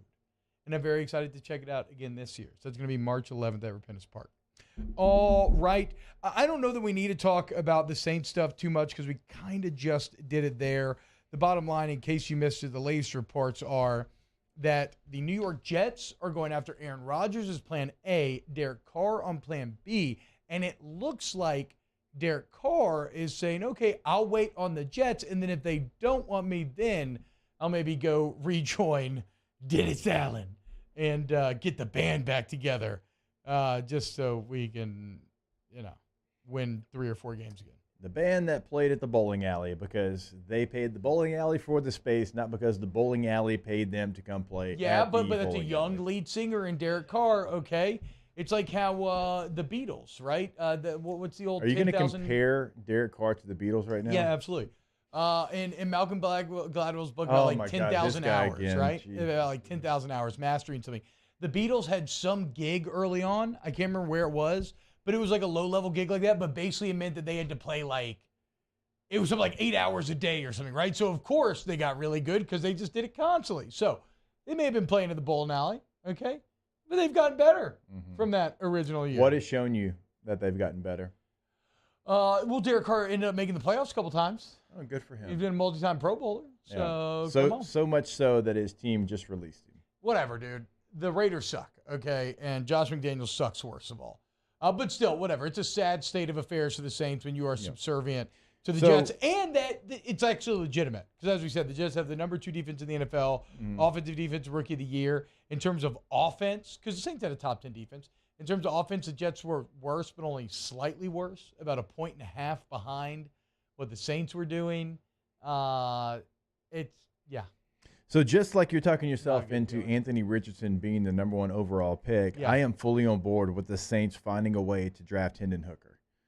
Okay, the more tape that I watch, the more I walk away impressed with him. I think he can make all the throws. I think he continued to grow each and every year that he was a player. He played a lot of football in different spots, Virginia Tech, and then he goes to Tennessee, and he gets an opportunity, and he never gets the job back. And I think the more and more that I sit there and watch, he was in command of that offense. And I just gave you the Anthony Richardson grades. The lowest grade that Hendon Hooker had last year was 62% against LSU.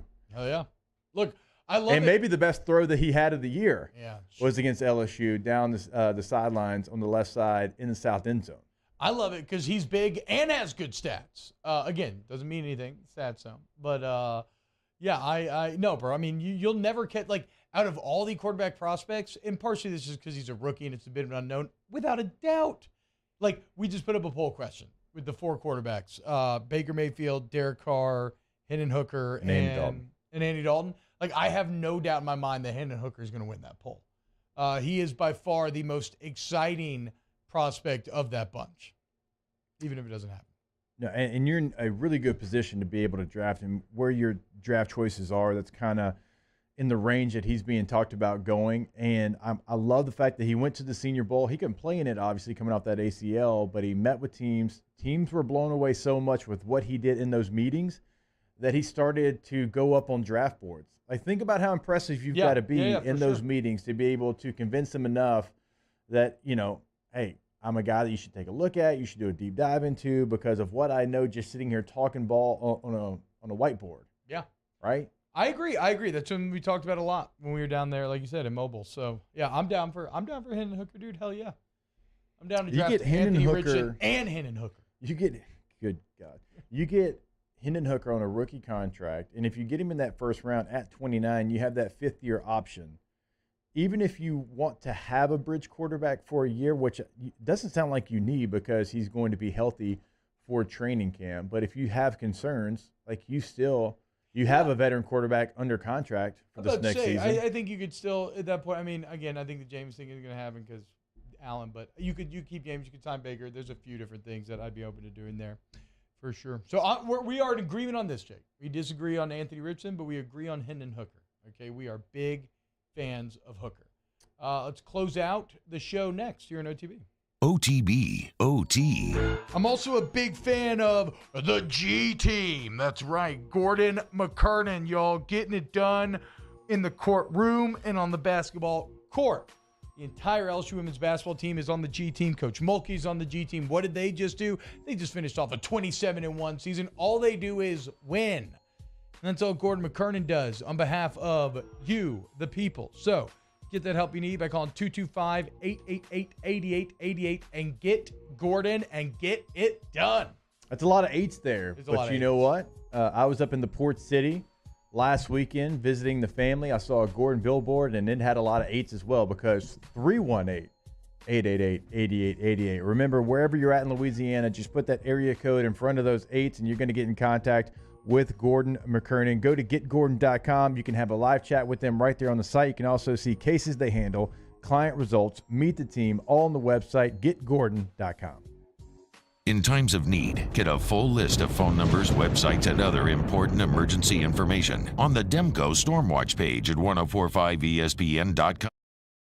Hey, it's Matt Musso. Join me Monday through Friday for your daily update on LSU baseball with Musso at the Box, presented by New Orleans Flooring, wherever you get your podcast, Apple, Spotify, Google, and check out New Orleans Flooring. 2 locations, Metairie and Prairieville or NOLAFlooring.com.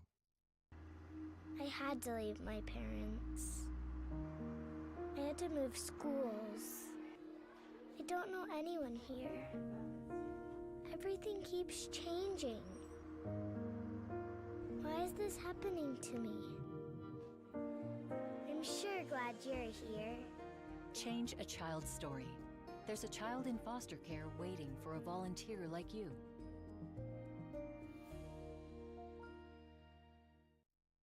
Louisiana. It's a place defined by culture, by pride, by passion, by people who do more than love this place. They celebrate it, elevate it, champion it. They are the individuals who embody what makes Louisiana great. The companies that make Louisiana a better place to work and live. The nonprofits leading transformational change in our communities. Champions of Louisiana are all around us, and LWCC is proud to celebrate them because we've always been Louisiana loyal, supporting the workers, the innovators, the change agents of this great place we call home. Who are the champions around you? Together, we can share their stories. Together, we can help our home state thrive. Together, we are Louisiana loyal. Always.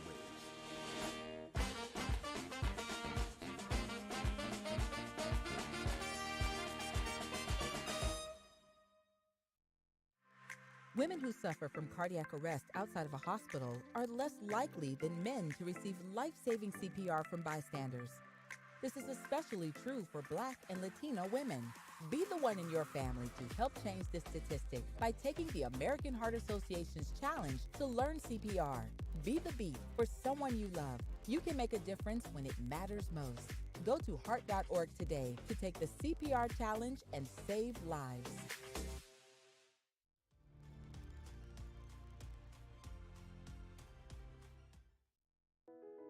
I've been doing business with Luba for 25 years. They're dependable, trustworthy. It's just the attention to detail with our clients. Our folks have years and years of experience. They're highly trained professionals, but many companies have that asset. What I'd like to think makes Luba a bit different is that we use those talents in a way that truly is dedicated to serving the needs of the folks who depend on us. Musso, join us for Monday's AFR presented by Relief Windows. Matt is back from vacation. He's recapping LSU's weekend in Round Rock. We'll preview Pell's Magic. Monday's AFR 3 to 6, 104.5 ESPN Baton Rouge. No way, come from Hot Boy, taking over for the 22,000. No limit soldier. Homies, where the heart stay, where the Pelicans and the OTB, OT, with Hester and T-Bob on 104.5 ESPN Baton Rouge and 94.7 ESPN Alexandria. I'm an Eminem. I just had to write my teeth off. Welcome back, OTB. Shout out John Baptiste. Going to be at Jazz Fest. If I wasn't a little scared of being suffocated to death in a giant Jazz Fest crowd when it's 1,000 degrees outside, I would be running to get those tickets. But alas, I am a little scared of that. Right now, it's time for Ask the Bench, brought to you by Cold Curse Light, Vizzy Hard Seltzer, Blue Moon Light Sky, Citrus Sweet. How about Texas A&M almost getting swept by Portland in baseball? I did not know they almost got swept. I saw they lost in one game. So Go Portland. It happens. Yeah, go Portland. Exactly right. Hashtag Ask the Bench. What's the worst tattoo y'all have ever gotten? I've not gotten a tattoo. I was going to get LSU in block letters, which would have been pretty bad if you ask me. Like, that is one of the biggest surprises about you. I don't know why, because you are playing in a lot of your takes as far as like vanilla ice cream, pepperoni pizza. So maybe not as shocking. But that's been an older thing. You I have never grew up with that. You have so many loves, like things you are like truly passionate about, that I'm surprised you don't have them on your body permanently. I know. I'm a little scared boy. Oh, who's that? Ben Affleck? That's Ben Affleck's Phoenix tattoo. I mean, just unbelievable. What is he, Yakuza? Like, what? Shout out Cold Curse Light, Vizzy Arts. Wow, I never knew that. I knew that was Ben Affleck. I don't know how, but we love y'all. We'll see you tomorrow. OTB, OT. At Auctioner, we know healing is a team sport. That's why we've partnered with world-renowned orthopedic surgeon Dr. James Andrews to create the Auctioner Andrews Orthopedics and Sports Medicine Institute. Whether you're a professional athlete or a weekend warrior, our team of specialists are dedicated to getting you back in the game.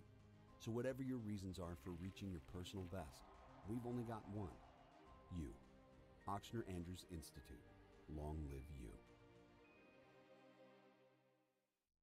Gulf Coast Office Products is a nationally recognized Savin office equipment dealer based right here in Louisiana. Over 100 employees strong, Gulf Coast has the boots on the ground to support all vertical markets, from education, engineering, legal, and finance. With the latest in office technology, from desktop to production segment units, Gulf Coast and Savin have the perfect fit for you. Call 225-756-2644. That's 756-2644 for Gulf Coast Office Products. Hi, I'm Brandon Landry, founder and CEO of Walker. Hi, my name is Dr. Craig Green. This is Ryan Terrio with HUDCORoofing.com. Hey, it's Matt Moscona. No matter how big your commercial roofing job, HUDCO can help. My patients come to me because they trust that I can get the job done at a high level. Ryan Terrio and Richard Tilley have the same level of trust when it comes to roofing. If you have a roofing issue, call HUDCO Roofing. Give us a call, 364-1007, and we'll come to your house and give you a free inspection. It's the details that make the difference between good enough and simply the best.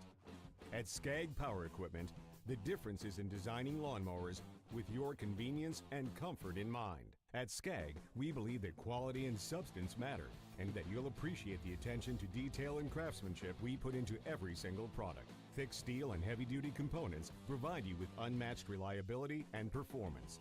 Skag, simply the best. I had to leave my parents.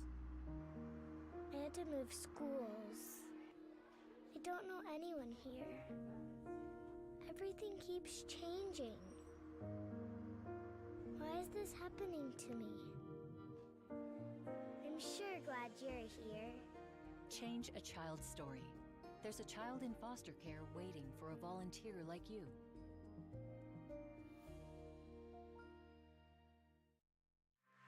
Women who suffer from cardiac arrest outside of a hospital are less likely than men to receive life-saving CPR from bystanders. This is especially true for Black and Latino women. Be the one in your family to help change this statistic by taking the American Heart Association's challenge to learn CPR. Be the beat for someone you love. You can make a difference when it matters most. Go to heart.org today to take the CPR challenge and save lives.